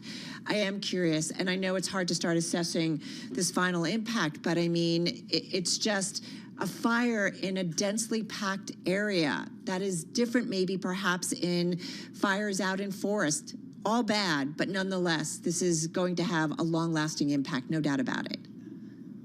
Absolutely. I think as one indication, I was talking to someone who lost their home and they just had bought that home in May. And when they bought it, the insurance agent said to them, oh, don't worry about insurance. This is a place that would be untouched by fire, and that was their assessment at the time.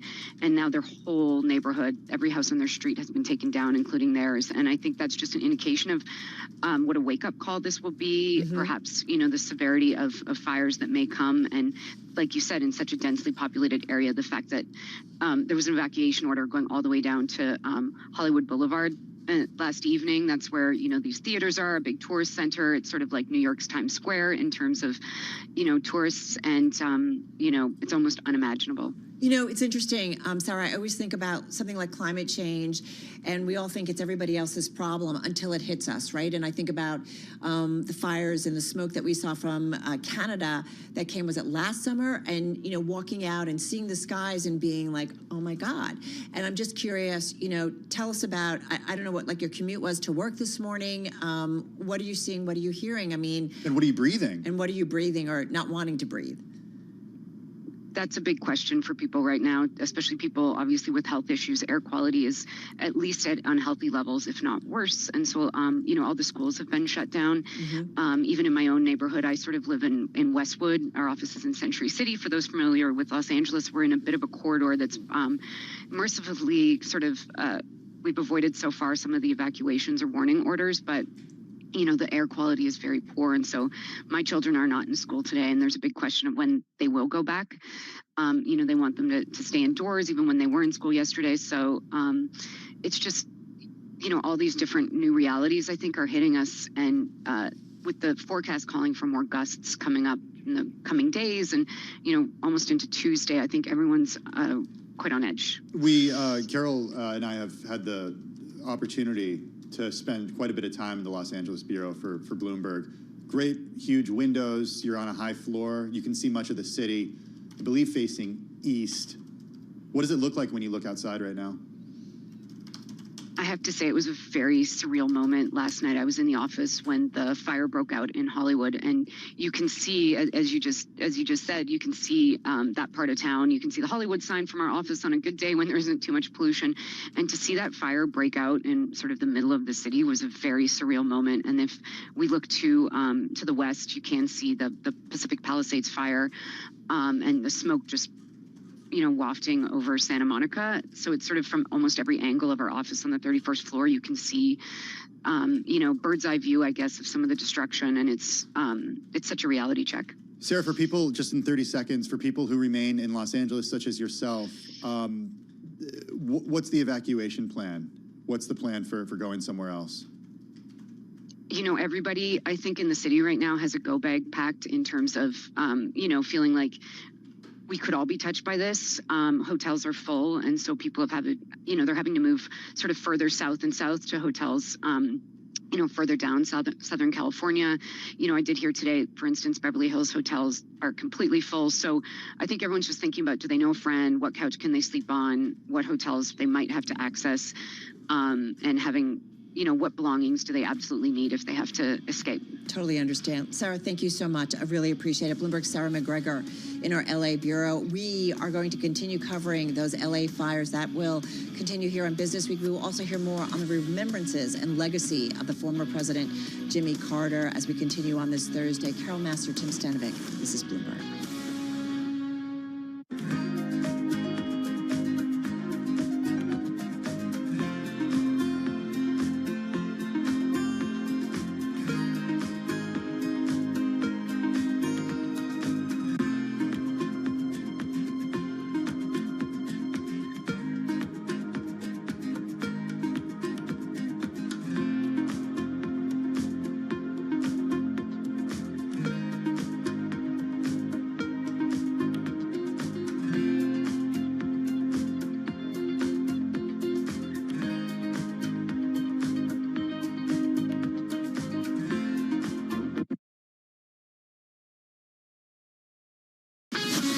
This is Bloomberg Business Week, insight from the reporters and editors that bring you America's most trusted business magazine, plus global business, finance, and tech news as it happens. Bloomberg Business Week with Carol Massar and Tim Stanovic on Bloomberg Radio and Television. And a very good afternoon, everybody. I'm Carol Massar along with Tim Stanovic. We're live here at Bloomberg headquarters in New York City. It is Thursday, January 9th, 2025. We are live on Bloomberg Radio, TV, YouTube, and Bloomberg Originals. And we are continuing our coverage and remembrance of the 39th President of the United States, Jimmy Carter.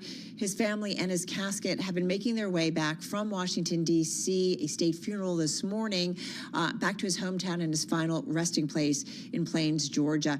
Of course, a reminder, today the U.S. equity markets are closed. The bond market closed at 2 p.m. Wall Street time in observance of today's state funeral for the president, former president. We're going to bring you updates of that remembrance, and as, again, he makes his journey back home. We're also going to have ongoing coverage of the wildfires out in Los Angeles, keeping a watch on them very, very closely for you on this Thursday. We begin, though, with today's remembrance of Jimmy Carter, the 39th President of the United States. The funeral service at Maranatha Baptist Church in his hometown of Plains, Georgia, set for this evening. After that, he'll be buried at the Carter residence alongside his longtime wife, former First Lady Rosalind Carter.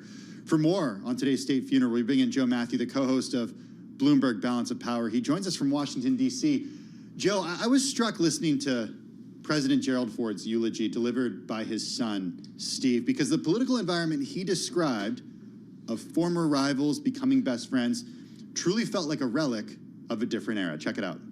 According to a map, it's a long way between Grand Rapids, Michigan, and Plains, Georgia. But distances have a way of vanishing when measured in values rather than miles. And it was because of our shared values that Jimmy and I respected each other as adversaries, even before we cherished one another as dear friends. Now, this is not to say that Jimmy never got under my skin, but has there ever been a group of politicians that didn't do that to one another?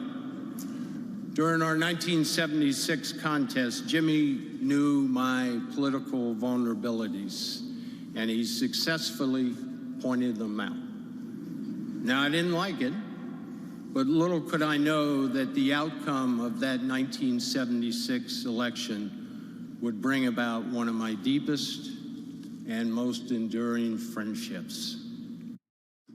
There you have it. Stephen Ford. He's the son of President Gerald Ford, who, of course, was one-time rival to Jimmy Carter. Joe, former rivals becoming best friends. I cannot imagine this type of thing happening today. Does it say more about Jimmy Carter, or does it say more about a different political era? Well, look, it was certainly a different political era, but I would, at least in the hopes of reaching to something positive on this day of national mourning, point everybody to that front pew today at the National Cathedral with every living president sitting side by side. And there were some really endearing moments, you know, to see Donald Trump, number one, shaking hands with Mike Pence was pretty remarkable, but sitting down and having laughs with Barack Obama, George W. Bush giving Barack Obama a little tap when he was walking by him. They were sharing stories in what is the most exclusive club in the world, of course. I can't imagine what was going through Donald Trump's mind as he sat down with them, and that might be closer to the rivalry that we're trying to illustrate here, and I'm not sure that he's going to be best friends with any of those former presidents. But Plains, Georgia is a long way from Scranton, Pennsylvania, too.